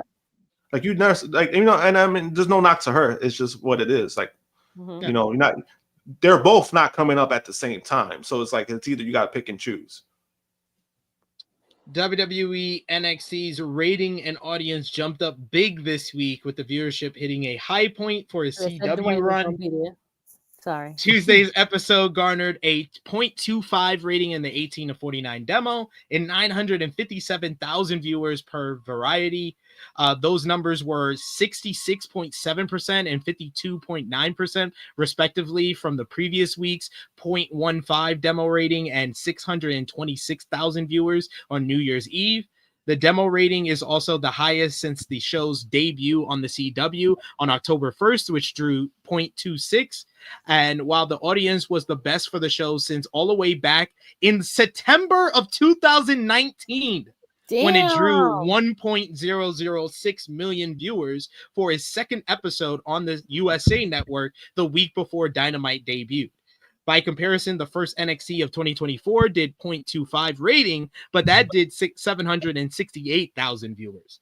And finally, we had a big addition on the commentary team on NXT this week as Corey Graves rejoined the WWE NXT broadcast commentary team. It was also said that Graves will be on commentary going forward. Graves had recently been part of the WWE SmackDown broadcast commentary team. Dave Meltzer on Wrestling Observer Radio talked about this. According to Meltzer, Graves will be on the NXT commentary team until the upcoming football season, while he's expected to rejoin the main roster commentary team. Meltzer said, and I quote, he's going to be off the main roster until football season, and then he'll come back.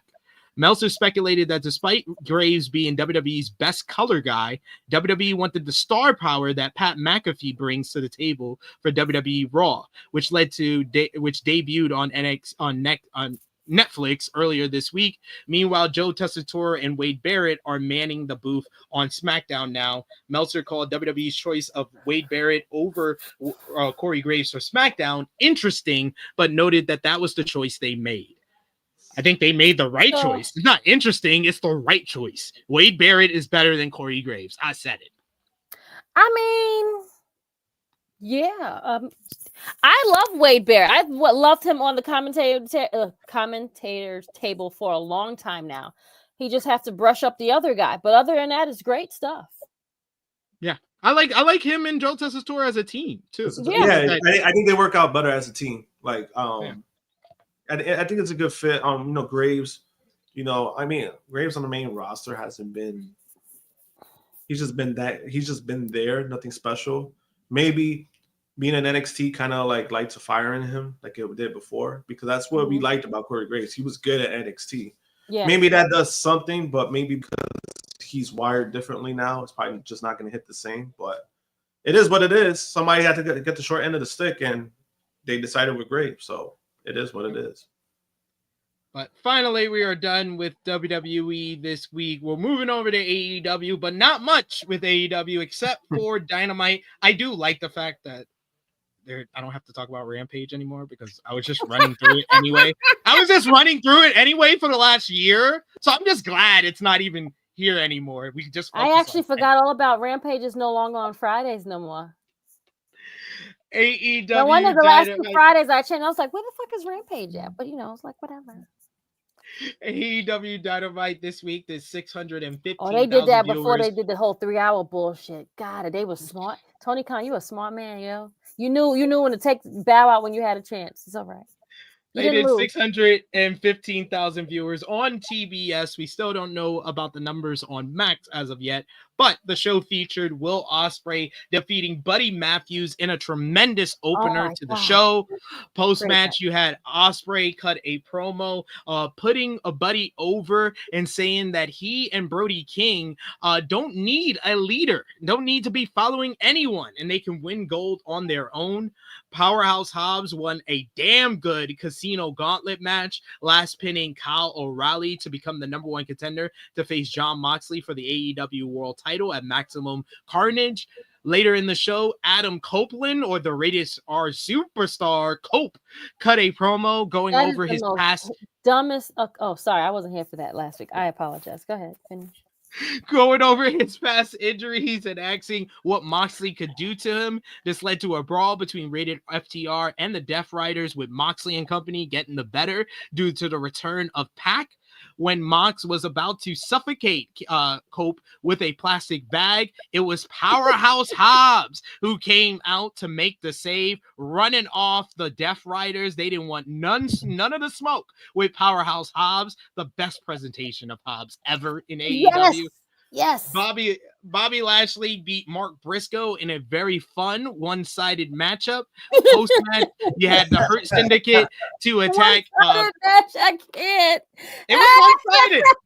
Briscoe had a comeback. He had a comeback. That was it. Post-match, Hurt Syndicate went to attack Briscoe until AEW World Tag Team Champions Private Party made the save after MVP and company crashed their party, setting their sights on the gold. Jeff Jarrett was trying to be interviewed about being screwed over in the Casino Gauntlet when MJF interrupted to pitch helping Jarrett win the AEW World Title in exchange for the first shot, but Double J turned him down and called Max an entitled prick. Chris Statlander defeated Tony Storm and Willow Nightingale in a very good 3-way match to earn the number 1 spot in the first ever Women's Casino Gauntlet next week. And Kenny, by God, Omega made his return to AEW Dynamite for the first time since last May, cutting an emotional promo about nearly dying due to diverticulitis and not knowing if he could ever be the same Kenny Omega again. But at Wrestle Dynasty and Dynamite, he feels his best in the ring and wanted to wrestle every single week for the fans. This led to Don Callis interrupting and Omega attacking him until Brian Cage and Lance Archer attacked Omega. Kyle Fletcher joined the beatdown until none other than Will Ospreay came down to make the save with the steel chair and stared down with his arch nemesis Kenny Omega to close the show. hot way to close the show. And this was probably the best Dynamite since I would say before All In. It's been a while since a Dynamite was this good, this well paced, and had the right balance of promo and story building as well as the in-ring wrestling. Krssi, what did you think about Dynamite this week? I thought Dynamite was great. Just wanted to say that I hate Adam Copeland's new name. It's stupid. That's all I have to say on that one. Yeah, I think it was a great show, great pace, everything. Of course, they were going to save Kenny to the end, of course. Duh. Why do we have several matches for the women? Why don't we just do it like one time like the guys? Huh? What? The gauntlet match. Why do we have several gauntlets? Yeah. They did one gauntlet match. There's the men's casino gauntlet on this week, and then the women's casino gauntlet's next week. But we had Chris Statlander win that match because that wasn't that a gauntlet match? No, no, the triple threat to get the number one spot. It's basically what they did last week with Jay White versus Roderick Strong versus Swerve. Jay won that, so he was number one in the casino gauntlet this week. So next week, Statlander is number one in the casino gauntlet. Okay, so she comes out first. Okay, I totally misunderstood. Yeah, which is a big advantage because then they kind of have the chance to actually win it compared to like other people. Got it. Okay, so I totally misunderstood. I was like, how they gonna do the girls like that and like give the whole men a whole like hour almost like 30-45 minute segment of a gauntlet? No, that's next week. The gauntlet, next week. Oh, okay. So never mind. Okay, so the show was great. Thanks. She's like, my one complaint, y'all explained it. Okay, we're good. Josh, what did you think about Dynamite this week? It was a fun show. Definitely better than. I have one more thing to say. Yes, sorry. It was definitely better. Well, definitely well paced. You started to see the difference now, like the simulcast. Like you really see the difference when it comes to that. It seems like they're putting more emphasis on a lot of things. But also, like I wanted to say about the gauntlet match, fucking Ricochet. Oh my god.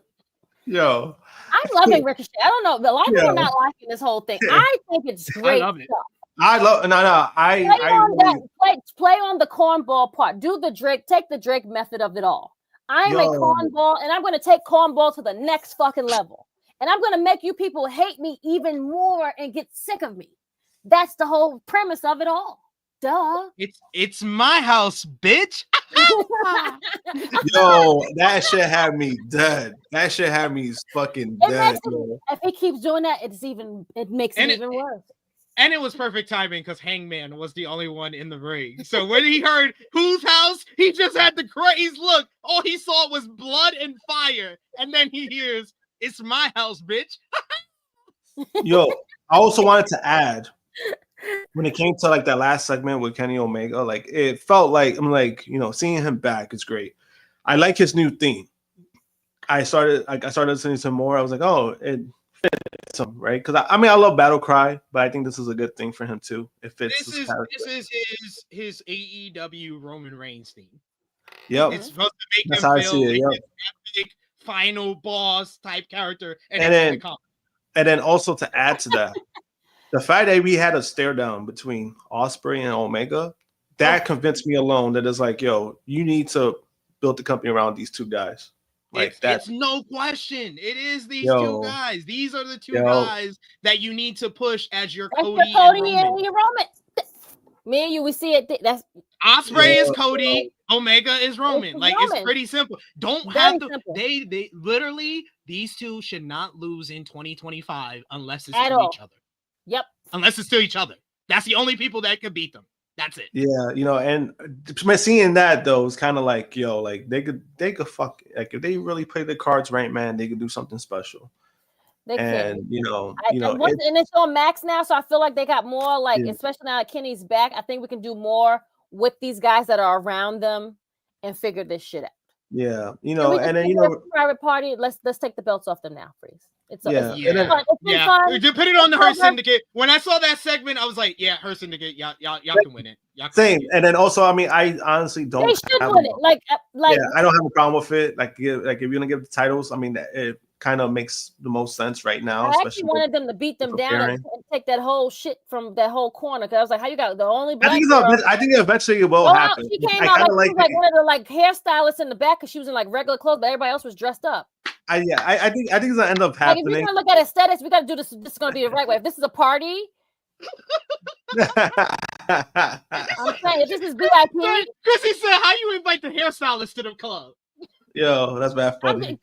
If you go back and watch it, guys, I'm just saying, look at everything, and then the girls, like some girls was like, okay, yes, they should be there.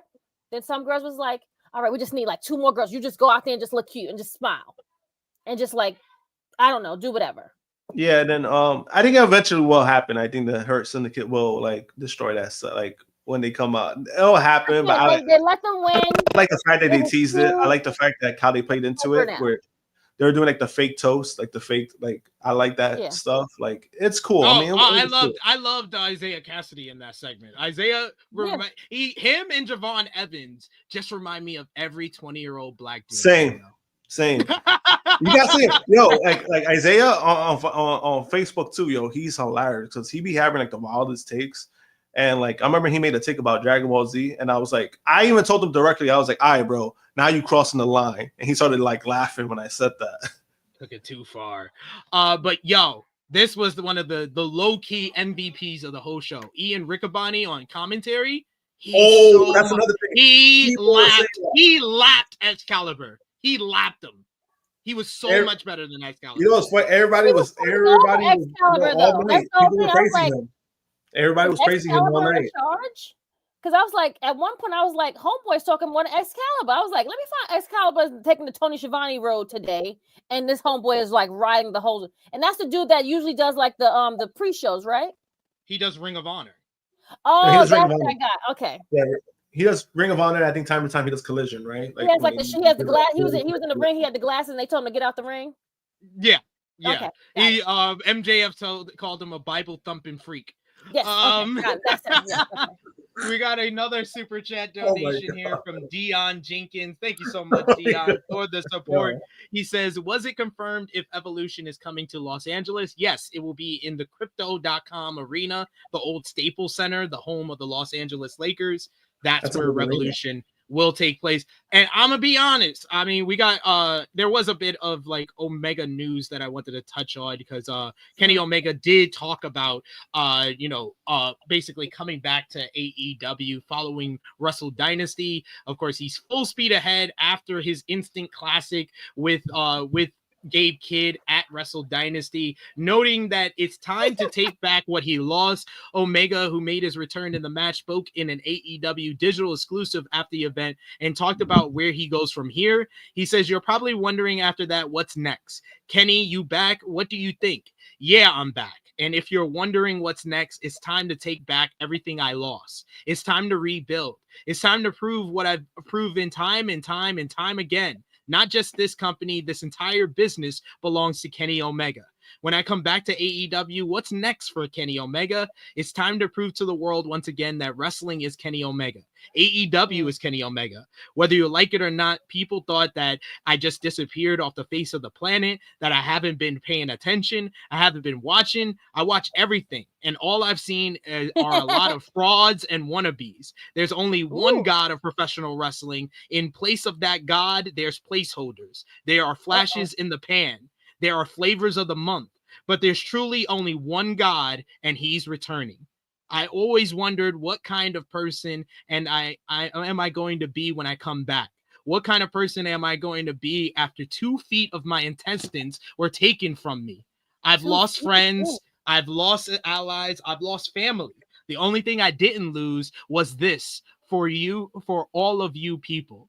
You always reminded me that I had a place to call home in AEW. So for you fans, I want to thank you. This is what I give to the business. This is what I give to you. It's been a year. Physically, I've changed. Mentally, I've changed. How could I not? But like it or not, whatever this new version of Kenny Omega is, he's back. AEW, like it or not, I'm back. With Omega's return to AEW TV this week and the buzz surrounding his comeback from diverticulitis against Gabe Kidd at Wrestle Dynasty, should Kenny Omega be the next AEW World Champion? And if so, how would you book the title change? I will be the first to answer it. And it's so obvious. Yes. Yes.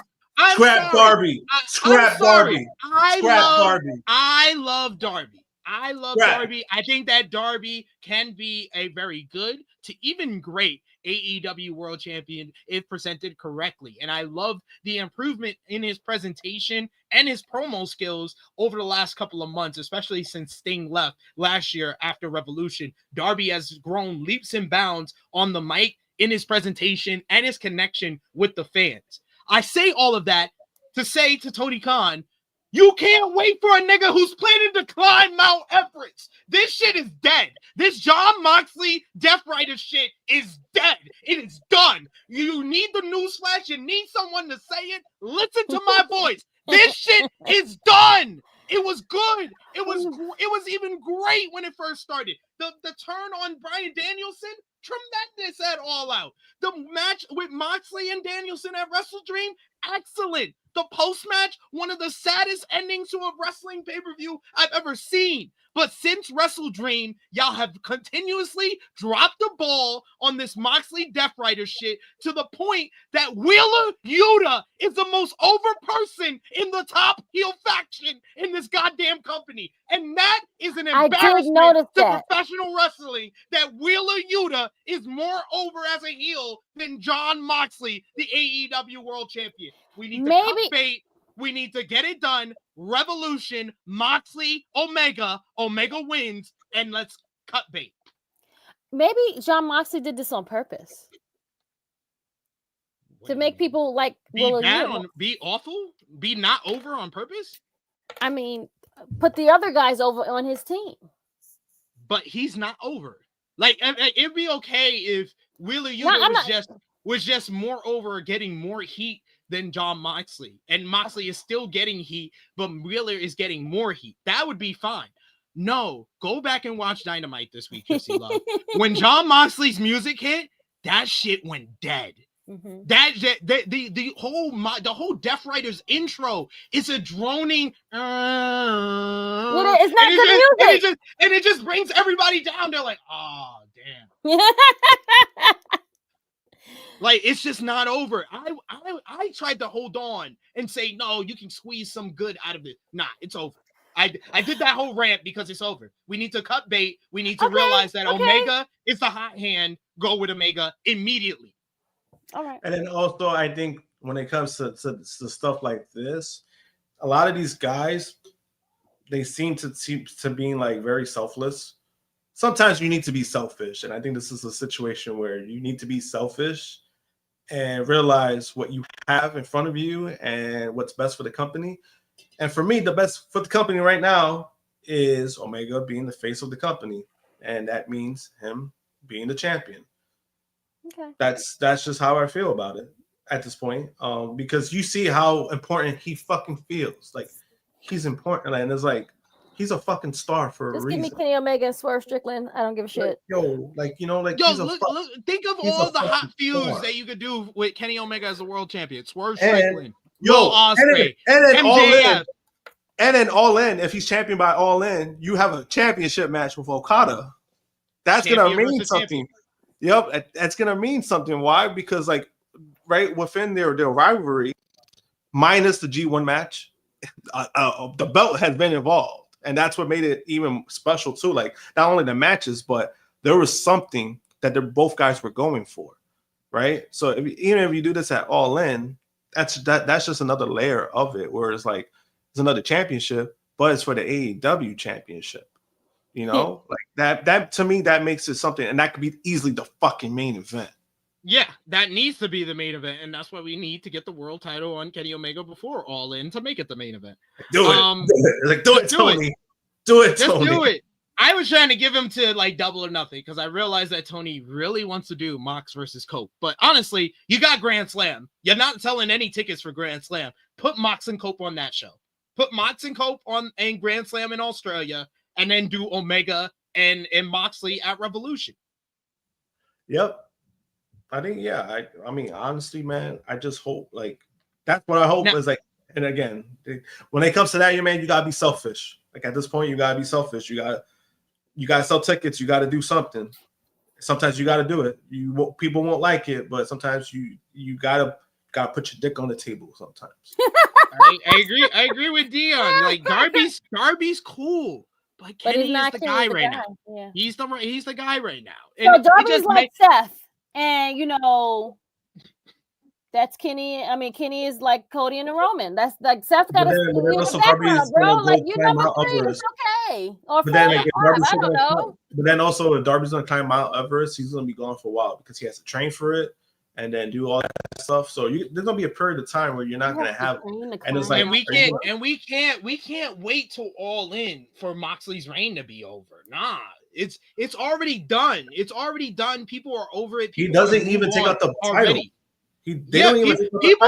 People are over it. Like they're checked out. It's not like people don't like it. They're completely checked out. They're checked out of this. Same. Like this is like a serious conversation with Tony Khan. Like someone in AEW. Hopefully someone's watching this podcast because one of y'all got to step the fuck up and have a serious conversation with Tony Khan that no, you're not going to ruin your friendship or your relationship with Jon Moxley, that you want to cut this shit short. No, you're not going to ruin your relationship with Darby Allin. You need to make the right move for the future of AEW, for sustaining any type of momentum that you have with the good shows that you've been doing lately. You need to put the title on someone who is hot right now, and that hand is Kenny Omega. Yeah. I 100% agree. Fuck everybody else. But unfortunately, that won't happen because Tony Khan does not listen to good advice. So we'll probably just do Kenny Omega. They'll probably do Grand Slam, Kenny Omega and Will Ospreay versus Fletcher and Takeshita. And then they'll do Omega versus Fletcher at Revolution, or Omega versus Ospreay at Revolution. Yeah. Which those matches will be great, but I think that the right move is that your world title picture is not the most boring thing on your show. Yeah, and then also like obviously the aspect of like having like Cope involved and Chris, obviously that has turned people off because of like the whole WWE thing and like them being older. Like that has been a criticism as well. For me, is like I get it. At the same time, I'm like, there isn't a part of me where it was like, Cope is not going to win anyway. But at the same time, like, I mean, no, I'm saying like he's not going to win the title. He's not. At the same time, he's not winning. I get it. Like something you need something for your title picture that's going to fucking matter. And right now, nothing really matters. Like Cope could have all the best segments all he wants. He could have the best talking segments, right? But at the same time, it's like nobody wants him as champion either. It's just that's the reality of the situation. There's no disrespect to Adam Copeland at all, but that's just what it is. Like, And you know what Adam Copeland world title match I would be interested in? Adam Copeland versus Kenny Omega. I would be interested in that. I'd be interested in that. I'm not interested in Copeland versus Moxley. That's the other issue. Now where does this put Christian? I mean, if Omega wins the title, then Christian, your cash-in needs to be a failure. Sorry. Sai. And then honestly, even if it was a failure, like it'll be a funny failure because it kind of does fit Christian's character. Like he waited all this time and then you failed. Like I like that aspect of it because I mean, again, I've liked the work that he's done, but he's not the guy that you want to be the flag bearer. He's not a long-term world champion. Yeah, he's not. And it's just, again, like I enjoy a lot of these guys' works. Like I like Moxley, but at this point, like you said, he's kind of been boring as, like the whole thing, because the whole idea I had of the Duff Riders was, all right, this is going to be another stable that's going to try to take over the company, run rampant. And I'm still missing the rampant part. Like we've seen it like once, and that was the last episode, like Rampage, and then that's about it. Like I have not seen it since. So at this point, it's like if you guys are not gonna fucking do it, then we just cut this short at this point. That's to me that ship has sailed. Like no matter what you try to do now, you're gonna have to do something like fucking crazy for people to be invested again in that. Because at this point, if you're going to keep doing the same thing, coming through the crowd and not really doing nothing and all this shit, it doesn't really mean anything. Agreed there. We do have another super chat donation here from Big Hero Chris, who says, I love you, Kenny Omega. Just for you. Just for you, Big Hero Chris. And then also, side note, I also wanted to say that New Japan, their post conferences, top notch. Best way better. Yeah. Because they just let the wrestlers talk. All you got to have the wrestlers do is cut a fucking kick-ass promo. And every time we've seen it, it's always benefited somebody. Like when Jay White did it, it fucking catapulted him. Right? And Omega was another story. Like, like they've done this shit so well. I'm like, I felt like they need to. I'm like, you motherfuckers in WWE or the AEW can keep doing this shit. Learn from them. See what they're doing. That makes it interesting. That's why they started doing them. They wasn't doing those before. What happened? No. They wasn't doing those things. AEW, no. New Japan been doing that for years. That's what I'm saying. AEW, I mean, AEW and WWE they just recently started doing these within the last 2-3 years. Yeah. They took the blueprint, like, let's do this after this, let's have media come, let's have interviews, and let's do this stuff after. They weren't doing these things. This was before the pandemic. None of this shit happened. Let's just and I think that most AEW was doing it. They weren't doing it like the way they're doing it now. Like there was more like subtle, like where they had like an actual like what do you call that? Reporters around the wrestler and like interviewing, kind of like a sports kind of feel. That's how they were kind of doing it. Now it's more like, let's have the table set up and all that shit. But even so, like AEW, when they do it, at least you're getting more of like the realism of it. But WWE is always like fucking clean cut questions that it's just like, I don't give a fuck about this. Why are you asking this? I completely turned off the post-show media scrum for the Raw Netflix. I didn't even watch it. When Triple H came on, I just stopped watching. I didn't even watch it, and then all of a sudden I heard the fact that people were saying that it seems like he's over the bloodline stuff because he kind of just like brushed over it, like not giving a fuck. He did. He seems like he don't fuck with it like that. But that wasn't the big news from AEW this week. We'll talk more about Kenny Omega's return and his prospects for winning the AEW World Championship and the AEW World Title picture on another edition, because we got to get into the big news from AEW this week, as a new report has an update on the belief that backstage that regarding Malachi Black's AEW status after Will Ospreay's comments to Buddy Matthews on AEW Dynamite. Fightful Select spoke to people in the company and noted that they were of the belief that Black would be finishing up with the company if he hadn't already. For clarity's sake, there is no confirmation that Black's contract with AEW is up. It was previously noted that there were option years on Black's after 2025, and Tony Khan said it back in 2022 that Black had almost 5 years left on his deal. There's no word on whether the options have been declined or picked up, and Black is still listed on AEW's website in the roster. An update from Fightful Select states that the former AEW World Trios champion is not expected to return to AEW. It should be noted that Black is still currently part of the AEW roster page on the company's website. The Wrestling Observer newsletter also had a further report saying that there have been and still is interest in Black from WWE whenever his contract with AEW expires. It was noted that WWE has been interested in reacquiring Black for some time, but there has now been talk in WWE creative about him. Black hasn't wrestled for AEW since Full Gear, where he competed for the AEW World Tag Team titles. Both Buddy Matthews and Brody King have been appearing on their own, although they're still announced as honoring the House of Black. Julia Hart hasn't mentioned the faction since her return. PW Insider reports that Malachi Black is suspected to be a free agent sometime after February or March. While he is still technically done with the company, he is still under contract until then. Julia Hart also talked about her experience spending time with Malachi Black in House of Black and the possibility of him leaving the company. She said that the House of Black will still be okay. She said, I think we'll be okay, and whatever he decides to do with his career is his business, and I wish him all the best no matter what.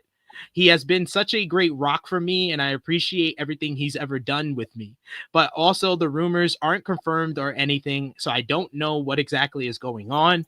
Anything could be happening. We don't know, she continued.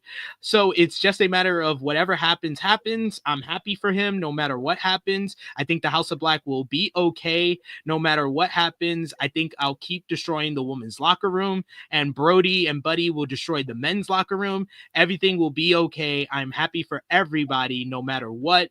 Neither AEW nor Black have confirmed Black status at this time, but it looks like Malachi Black is all but done with AEW. Good. I gotta consider him one of the biggest flops in AEW history, considering how he debuted in the company, how he was used, and just the potential and the upside that was there for him when he first came into the company in 2021. They should have gotten more out of him, especially as a singles performer. He did help out and firmly establish, Buddy Matthews, Brody King, Julia Hart in the House of Black. So he did accomplish something, but it is a big fumble because he could have been a main event star for this company, or should have been a main event star for this company. But Krssi, when do you think we will see Malachi Black back in WWE?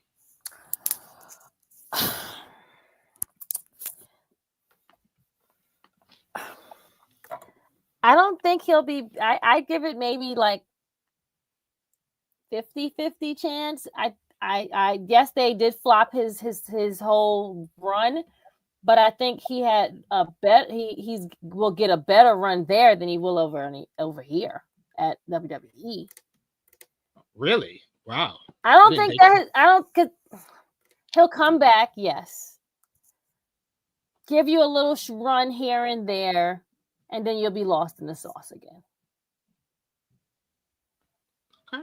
All right. I'm just saying. Just look at the formulas of people that go back and they hope for the best and like, yay, I'm coming back home. And Andrade, he's had a couple of good runs, but yeah, he is not lighting the world on fire. He's not a main event star, that's for sure. Yeah, sorry. Malachi Black could be a main event star if you let him, but they just haven't let it happen. Yeah. I think he would be a great heel. He would be a fire heel.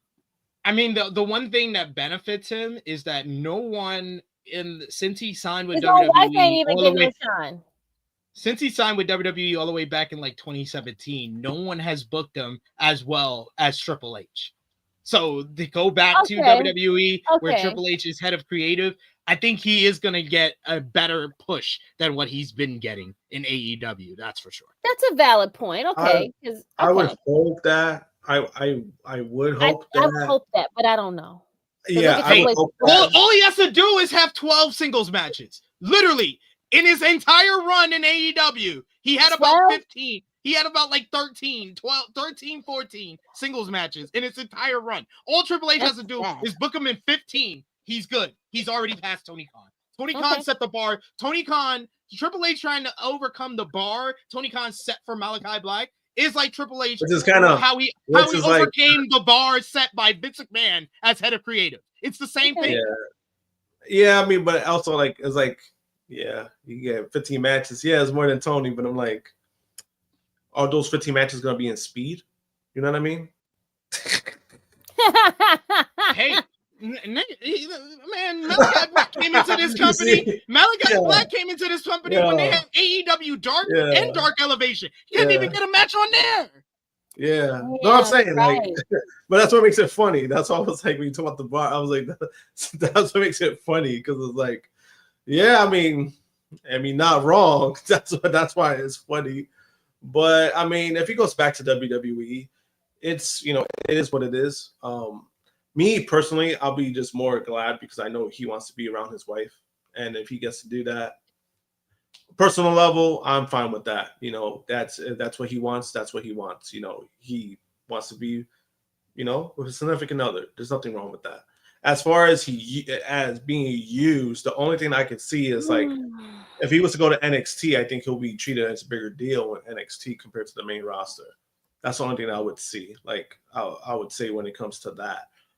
anything in the main roster. Yeah, he has Triple H, but then we've seen Triple H also bring back people that was like his people, and they kind of were used not the way that we kind of expected. So it's like I would hope that Triple H booked him well, but then at the same time, it's like Triple H in the main roster is different than NXT Triple H, and we constantly do see that.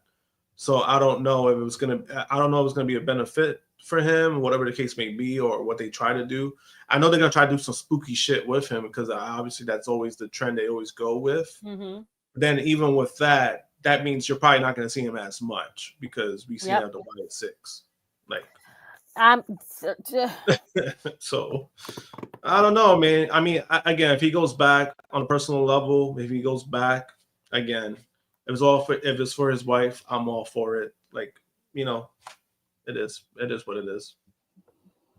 We shall see what goes on. I see a bunch of people saying he joins the Judgment Day and he gets involved. Oh, hell no. The Judgment Day with that rap music? Yes. You see Malachi Black coming out with rap music? Oh my god, that new rap music sucks. Oh shit. Crap. Oh shit. It was so bad. It was so bad. The fucking song is bad. Ass. It's so bad. And it's not even like the fact that because it's rap music. No, it's ass. It's ass. Like they should have just kept the other song. Like, first of all, the Judgment Day is about to break up, so I don't even know what you. It's already in the mud. The group is already in the mud, and you get them new. Lived and lost her title. It's only a matter of time before the team is dismantled. I'm just saying. There's no goal there. There's no relevancy. Like after the Rhea and what's the name left, it's sad to say, but it's true. It's not sad to say. I just want them to go. But we got finish up our news notes. We'll talk more about Malachi Black because I'm sure more information will come out when he eventually is officially done with AEW and when he will be making his return to WWE, because I think it's a matter of when, not if. I think it's a matter of when. I think he's already bound to go. And then again, his past interviews, past comments, he has talked about being with Zelina again. So again, I'm not mad at them for wanting to be with their wives. Yeah, this is natural. It's natural. Yeah, it's natural. And honestly, SP3 did make fair points. SP3 did make fair points when it comes to his singles run with the House of Black stuff. Yeah, they did a lot of things. They did certain things with the group itself. Mm-hmm. However, I think at this point, to me, Brody King is more the leader than anything. I think he's a fucking pure badass. So if you build off, if you do keep the House of Black, Brody King is the centerpiece of that, because I think he's shown. I honestly think Giulia should be the leader. Yeah. Oh, it could be. I think either way, because I think Giulia should be the leader, because I feel like Giulia and Brody got over more when it looked like Giulia was the handler for Brody. Yeah, when they were together, I think they balanced off each other very well, because I think that's how Giulia got better too. So I think both of them being together, I think still makes sense. And then with Buddy, I don't know what they're gonna do with Buddy, but after Wednesday, right? That's what I was gonna say. It's gonna happen significantly. Something is gonna happen, because I think they did follow up with that promo after Ospreay. You think they're breaking? Everybody's going separate, Krssi? No, I think that most likely it's just gonna be like Giulia and Brody together, perfectly fine. Buddy, once Malachi leave, Buddy's on his own. Buddy's to the moon. He's gonna give him a singles belt. Because again, after what that promo did the other day, and he wrestled again, we already knew Buddy is a great fucking wrestler. He can wrestle his ass off. It's just that no one pushes him. Yeah, they keep. And then also, I feel like even surface level. And I think this actually benefits Buddy more, because I know a lot of people were upset that he wasn't in the C2, right? However, the last few times we've seen Buddy, they've made importance of him. Right. And I think that really benefits him a lot, regardless of what people want to say. Because remember the last time he was on, he got a standing ovation. And all of a sudden he comes back, faces Ospreay, another one. They always give him a standing ovation every time. Yeah. And gave him another, they praised him again. And then also they did that follow-up promo where he was he listened to what Ospreay said, and he's actually being serious about it. So I don't see Buddy getting a real push, but getting used a little bit more. He's gonna get used more, and I think that's all you really, honestly, that's all you really need for Buddy. that's all you really need for Buddy. Like you need him to be used more because he's a great worker. There's guys that you can use on TV for like wrestling and shit. They don't really necessarily need to win the title as long as they're being presented well and they put people over. That's all you really need sometimes. Okay, that's fair. Final notes from Dynamite as far as news. As previously mentioned, Roosh and Dralistico have been absent from AEW television since November. The last update on the pair was Roosh informing fans on social media they would see him soon. AEW's official explanation were that they were at home dealing with family matters. Fightful Select reports that the real reason the two have been absent from television is they took liberties with an opponent after a match. On the Rampage that aired on November 13th, the two defeated Richard Holiday and Alec Price. There was heat on LFI after they got physical with Holiday when he was being checked out by a medic. The Wrestling Observer newsletter adds that they were set to be added to the tag team title match at Full Gear, but were pulled after the incident. Roosh is hinting that he and Dralistico will be back on TV soon. The two brothers and AEW stars have been off of television since the end of October due to family matters, but we have other conflicting reports in regards to that. But in regards to someone else who's been appearing for AEW, former WWE ring announcer JoJo Offerman. Yes, the former the late Mrs. Bray Wyatt appeared over the weekend at Collision, worked a dark match before the live TV doing the ring announcing. According to the report, Fightful Select has more details on JoJo doing more work for AEW in the future. People within AEW said that Offerman is expected to do more work with the company in the future. However, her specific role or time frame with AEW are currently unknown. Offerman previously worked as a ring announcer and backstage interviewer in WWE. She also trained as a wrestler and was featured as a cast member on the first season of Total Divas. It's unknown if she has any interest in making an in-ring return, but Offerman quietly departed from WWE in 2021. So glad to see her back in the pro wrestling space after, losing Bray. So glad to see her. Same. Yeah, I mean, it's a good thing for her. I think she does miss it. Get rid of Lily and hire her back. Yeah, as far as the whole thing, as far as the whole thing, as far as people complaining about her, as far as people complaining about her being in AEW, is like, that's her choice, no matter what.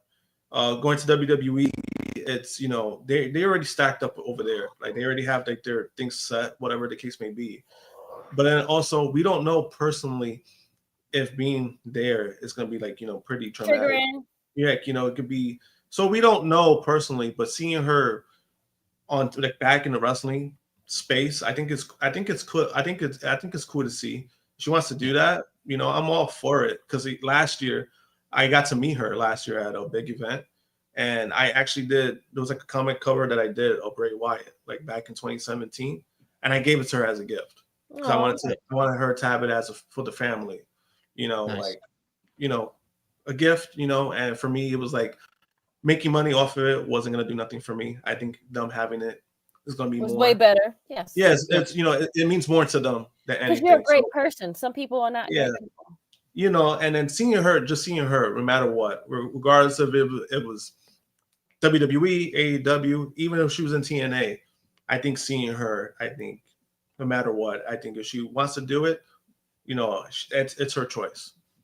Yeah, definitely gotta show our support to JoJo for sure. But finishing up with the Converse, ROH TV on Honor Club this week. Yeah, Chris Jericho and Brian Keefe talking shit about North Carolina and the Rock and Roll Express until the legendary duo came out to get the better of the Learning Tree to close the show. Shane Taylor Promotions beat the Gates of Agony in a solid matchup with a lot of history. Blake Christian defeated Serpentico in singles competition, while Trisha Dora picked up a win over Harley Cameron. And QT Marshall announced that he would challenge Commander for the Ring of Honor World Television Championship next week on the show. Yeah, sure. Yes, born in America, made in Mexico. QT Marshall. Meanwhile, over in Japan, you had their Raw after WrestleMania show, New Year's Dash following Wrestle Kingdom and Wrestle Dynasty, Chaos reuniting with Hiroki Goto, Yoshihashi, Yo, and Rocky Romero, defeating TMDK's Zack Sabre Jr., Roihei Uyowa, Robbie Eagles, and Kosei Fujita in a pretty good 8-man tag main event. Sonata and Clark Connors of the Bullet Club War Dogs beat Just 4 Guys, Tai Chi, and Taka Michinoku. El Desperado and Kushida beat Bullet Club's Kenta and Taiji Ishimori in what could have been Kenta's final NJPW matchup, as he's been teasing that he is leaving the promotion.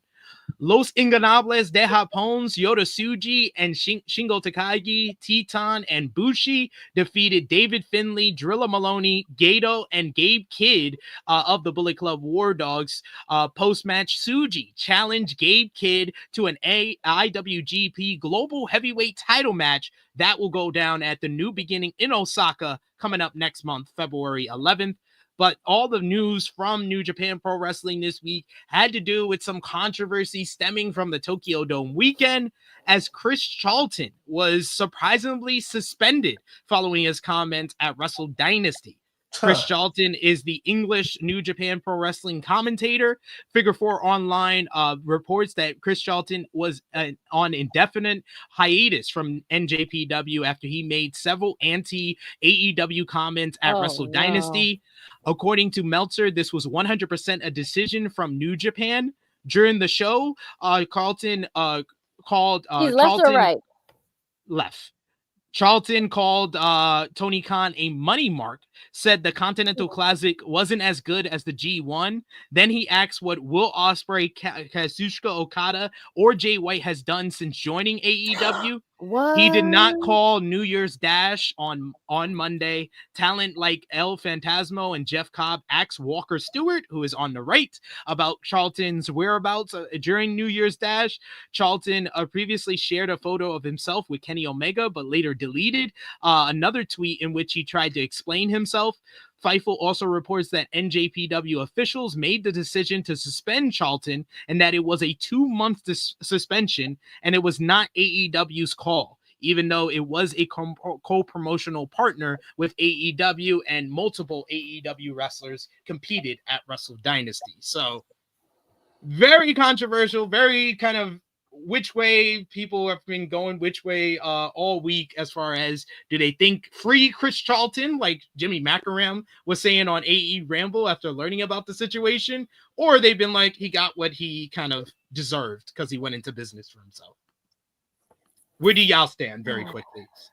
So I mean, I don't stand with what Jimmy said.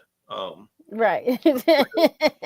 I hope y'all put disclaimers on there. Yeah, you know, like I don't think he should have been suspended, maybe reprimanded some way somehow, but suspended for 2 months. I mean, that's a long time. It's a long, you know, right? It's a big gap, but at the same time, I understand that where, you know, New Japan had to do something about it, especially where one, the dude has never been a heel commentator for one, and then two, this comes off as going to business for yourself, and when you do something like that, it's never a good thing. Especially to do it in a co-promoted show and you're doing shit, you make it about yourself. It's not a good look. And, you know, New Japan also, what a lot of people don't know is that they're pretty strict with stuff like this. Because I know they're bringing up the Gabe Kidd stuff. Like, oh, well, he does this. Gabe Kidd is a character.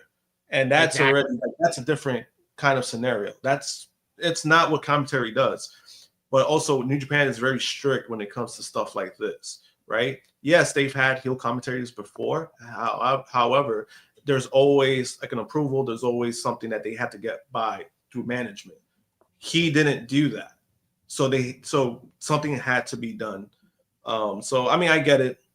And it's unfortunate, but I get it. Yeah. NJPW has also formally announced the retirement of the King of Pro Wrestling Provisional Championship.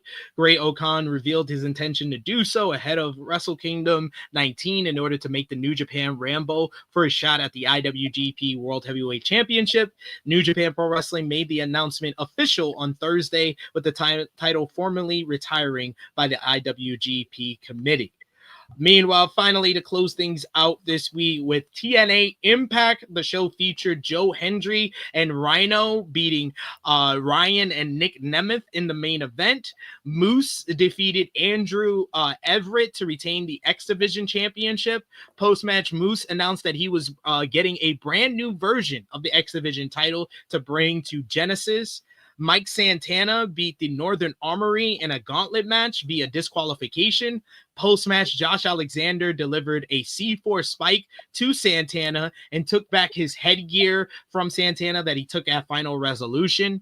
Jordan Grace and Tessa Blanchard got into an intense pull-apart brawl, which led to Santino Marella coming out after officials and security separated the two women, and he announced that it will be Jordan Grace going one-on-one with Tessa Blanchard next Sunday, January 19th at TNA Genesis. So the grudge match will go down, Tessa versus Jordan, next Sunday. So we will see what goes down there. And as far as TNA news, a couple of big signings for TNA this week as they re-signed TNA World Champion Nick Nemeth, according to PW Insider. No word yet on how long the deal was. He signed with TNA last January, so re-upping with them.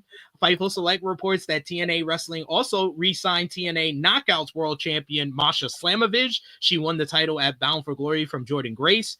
Meanwhile, Ash by Elegance also signed a new deal with the company. She and Heather by Elegance will challenge Spitfire for the Knockouts tag team titles at Genesis. We'll preview that card next week. And John Schuyler of the Good Hands also signed a new deal with TNA Wrestling as well. So pretty good week from TNA, all things considering, with the new re-signings, with considering all the amount of talent we've been talking about over the last few weeks that are leaving the company. They needed to re-sign some of their talent as well. So good on them. But let's finish off this week as only we can. It's Krssi Love's favorite time of the week, best and worst of the week.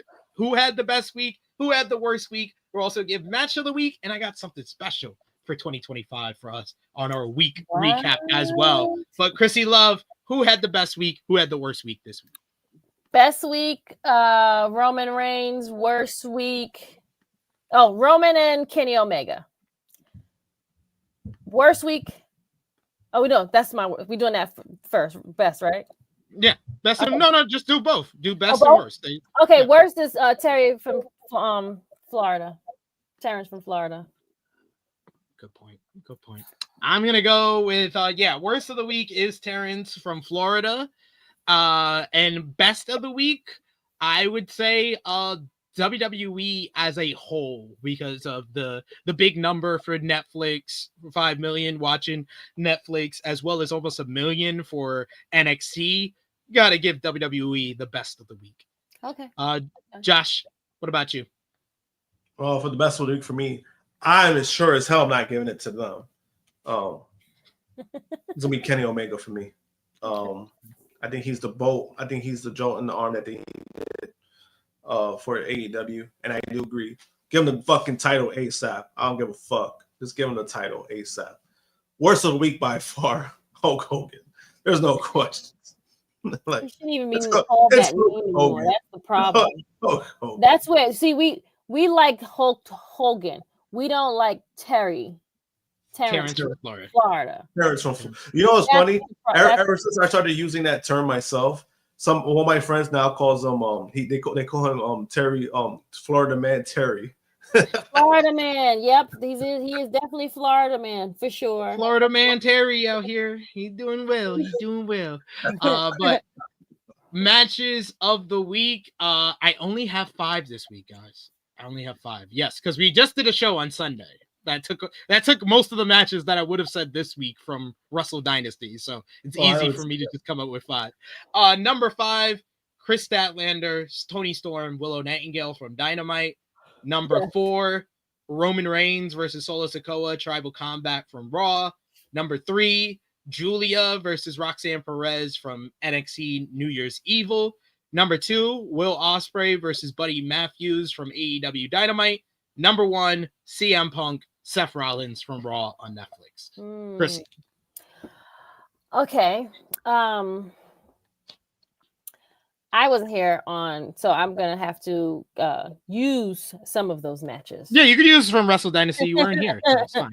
So I wasn't here. So I don't have 10, but I probably got 7. So let's go from there. Okay, so number 7 is going to be Statlander, Willow, Tony Storm and Willow. Tony Storm. Yes. Number 6 is going to be Roman and Solo. Number 5 is going to be Seth and Punk. Number 4, Buddy and Will Ospreay. Wait, no, hold on. Go back. Wait. Put them forward. Giulia and Roxanne. Thank you. Sorry. There we go. So and that's number it. 4. Number 4, yes. Number 3, I said Will Ospreay and Buddy, right? You said that at 4, so that's number 3. Yeah. Okay, that's number 3. Yes. Number 2 is Mercedes and Mia Shikawa. I said it right. Mina Shirakawa. Mina. That's her name. That's it. Mina. I said the first part though. Correct. And then number 1, the number 1 is Kenny Omega and that guy he Gabe destroyed. Kidd. There you go. You didn't destroy him. You didn't destroy him. The people were behind Gabe. Put some respect on Gabe's game. Yeah, it was a good fucking match. It's a good Josh. match. So. I don't think I forgot anybody. Number 3, I'm gonna go with the triple threat match, the women's triple threat match from AEW. Willow, Statlander, and the rookie Tony Storm. Yes. Number 2, I'm gonna go with Punk versus Seth, and then number 1, I'm gonna go with Ospreay versus Buddy Matthews. Yeah, that's a good list right there. Alexander, no, he didn't give it 3 stars. He gave it 3.5. Meltzer gave Mercedes and Homegirl 3.5. And Mina 3.5. Kate wasn't too happy about that. I gave it 4 stars. I gave it 4 stars. Check my star ratings. It's on our community tab. Yeah, Kate wasn't too happy about that because I understand. I understand because Dave as a woman's tax. Well, it wasn't because he's it was very biased. He's not even really rating it at this point. Kate was pretty upset. Like not only she was pretty upset because what happened was that I guess he gave Punk and Seth like 4.25. So she was like that the fact that he gave this, but not that. Like I was like, yeah, it's I mean, Dave's star ratings was fucking horrible this week. The fact that he gave Zack Sabre Jr. versus Shota Umino the same rating as David Finlay versus Yota Tsuji. That's crazy. Konosuke Takeshita versus Shingo. Oh, I was like, you're fucking insane. You're a fucking weirdo. That's crazy. Because I'm like, fucking star and that fucking star. Just saying. What he's gonna have a great 2025. He's got 3 contracts now signing a deal. It just makes me wonder. It makes me wonder what the fuck did he see in that main event that he be drinking. He'd be drinking. Drunk Uncle Dave. Done. But we're gonna finish things off. My special new addition to our end of week thing is the moment of the week. So what was the best moment from the week? So it could be a title change. It could be a promo exchange, an angle that went down. What was the best moment of the week? For me, my moment of the week is Rock's drunk promo on NXT. That's the one that I got the most enjoyment out of. So I'm giving it to that. Josh. Best moment for me. I kind of want to say that one because it was just more of like a fucking watching a car crash. But on a positive note, I think I'm gonna give it to Kenny Omega. Just seeing him again. I mean, it feels like he fucking feels important. Like And that's why it was good. They come out with that fucking, like you said, like the Roman Reigns kind of theme that he has for himself, the new theme. It feels important. Like he's needed now. Mm-hmm. Yeah. Krssi? I am going to go and give it to Terry being booed. I mean, that's probably the one that's been talked about the most. That's true. I think that, sometimes, to humble people, you got to bring them to their lowest. And I don't think that I don't even think that's going to do it, but I feel like out of everything that happened this week, that is a justified thing, because we've been trying. We on this podcast have been saying that man hadn't been shit in a long time. So, not only that, but then also I think it's one of those things where WWE needs to realize, like, he's not good for your product at this point. Like, and you guys need to wake up. Like, you guys need, like, regardless of you always bragging that you're the hottest that it is, people don't forget. And at this point, it's like you can't keep brushing. But most of the company are average supporters of this man. See, because you see what I'm saying? Like the crime, they're all these people support this man. Yep. I don't have any problem with that. You support whoever you want to support. Where we have a problem and where the tendencies show your true colors is when you start talking and you give that horrible rhetoric that same person gives. Then be like, he's just like that one. Maybe even worse. Just like this. And he does these things. Like, yeah. So that's why I'm giving it to him. He shouldn't even get it, but that's the moment he gets it. No, it's a good moment. I mean, and apparently they're pretty upset. Like, why people talk? Like, apparently people in WWE were upset that people were like talking about. I was like, because that was a fucking. Why did you guys do that? That's why people are talking about it. You obviously brought this man on this TV to bring eyes to your show, and now we're talking about it. Now you're mad. We're talking about what you did. You wanted people to talk about him. You put yourself in this situation. You got no one to blame but yourself. But we got to close things out with rapid fire predictions. NJPW Battle in the Valley is tonight live on NJPW World and Triller.tv. We'll go rapid fire through the predictions here. We'll skip a couple of these matches that don't really matter. Like Strong Survivor, you got Zane J versus V. Ento. Then you also got Fred Rosser and Matt Vandergrift versus Bad Dude Tito and Shane Hayes of TMDK. That is a dumb name. I'm sorry. Got an elimination matchup, 8-woman elimination matchup. Anna Jay, Trisha Dora, Azumi, and Johnny Robbie versus Viva Van, Hanako, Micah, and Mina Shirakawa. Then we got the first match. We will predict here. IWGP World Heavyweight Champion Zack Sabre Jr. faces Hechicero in a non-title matchup. This is the third match between the two men. They are 1-1 going into this one. Who you got, Krssi Love? Zack Sabre Jr. Josh? Oh, Zach easily. Got Zach as well. Strong open weight tag team championships up for grab. West Coast Wrecking Crew versus Roppongi Revice, Yo, and Rocky Romero. Krssi. The champs retain. Josh. I got the champs retaining. I got the champs retaining as well. Then we got Sumi Sakai's retirement matchup. Sumi Sakai will captain a team of herself, Evil, and Sho versus Hiromu Takahashi's captain team of himself, Mayu Iwatani, and Yuka Sakazaki. I'm going with Team Hiromu here. Same. What you got, Chris? Same. I'm sorry. I'm just looking at. Wait, hold on. So you got 2 guys on one side and 2 girls. Yep. All right, hold on. Sometimes they do that. Sometimes they do that sometimes. So you got Team Hiromu? Yeah, Team Hiromu. Since the lady's retiring, she's not gonna win. Then we got the match I'm looking forward to the most tonight. Gabe Kidd defends the NJPW Strong Openweight Championship against Tomohiro Ishii. Who you got, Krssi? Gabe Kidd.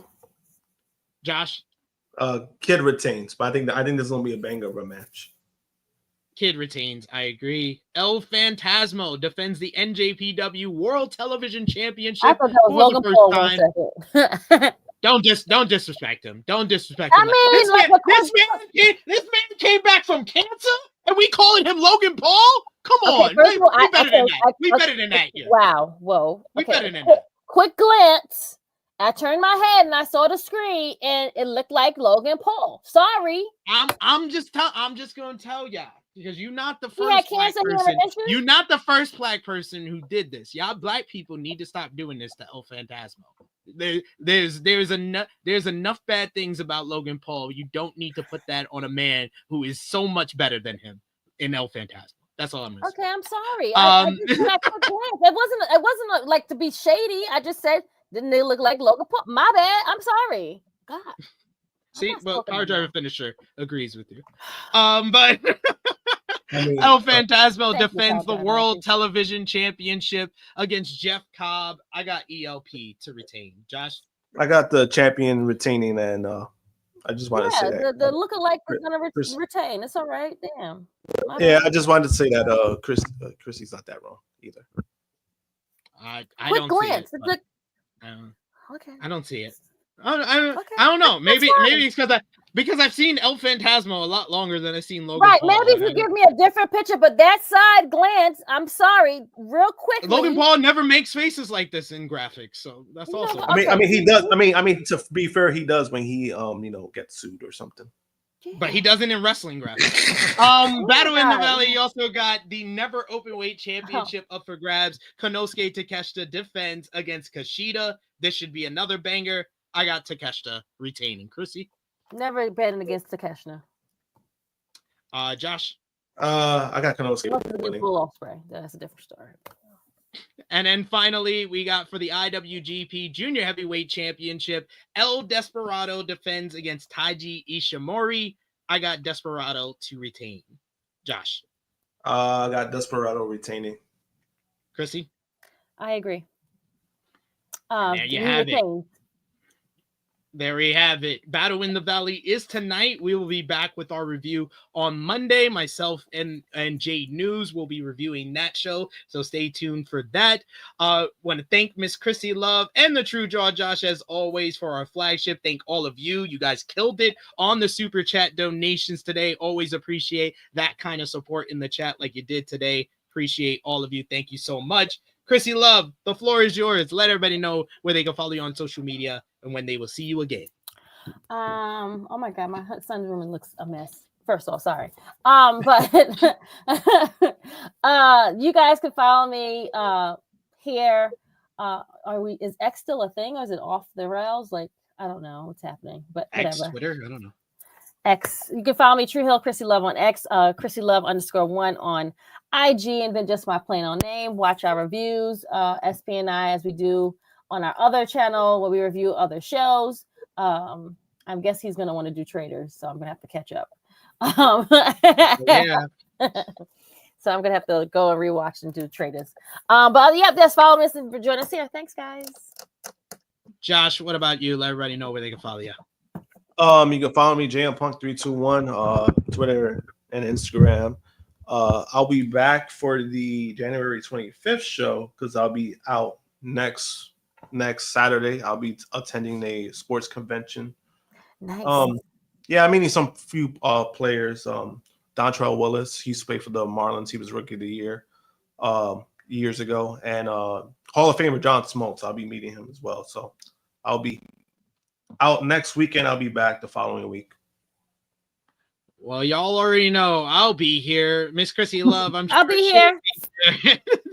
We'll see who else will join us for that one. You can follow me on the Twitter machine at Tru Heel SB3. You can follow the gang, Facebook, Twitter, Instagram, TikTok at Tru Heel Heat. Patreon.com/Tru Heel Heat, the best place to support us when we are not live here. And check out all the great content we got on the channel right now. AE Ramble. We had a THH cut. We'll have another one probably dropping tomorrow, but I'll be back live on Monday. So I will see you all then. For Miss Krssi Love, for the True Jaw Josh, it is me, your Tru Heel Phenom, SP3. This has been Tru Heel Heat 311. Booze, and black. We are signing off until next time. Later. Fuck Hulk Hogan.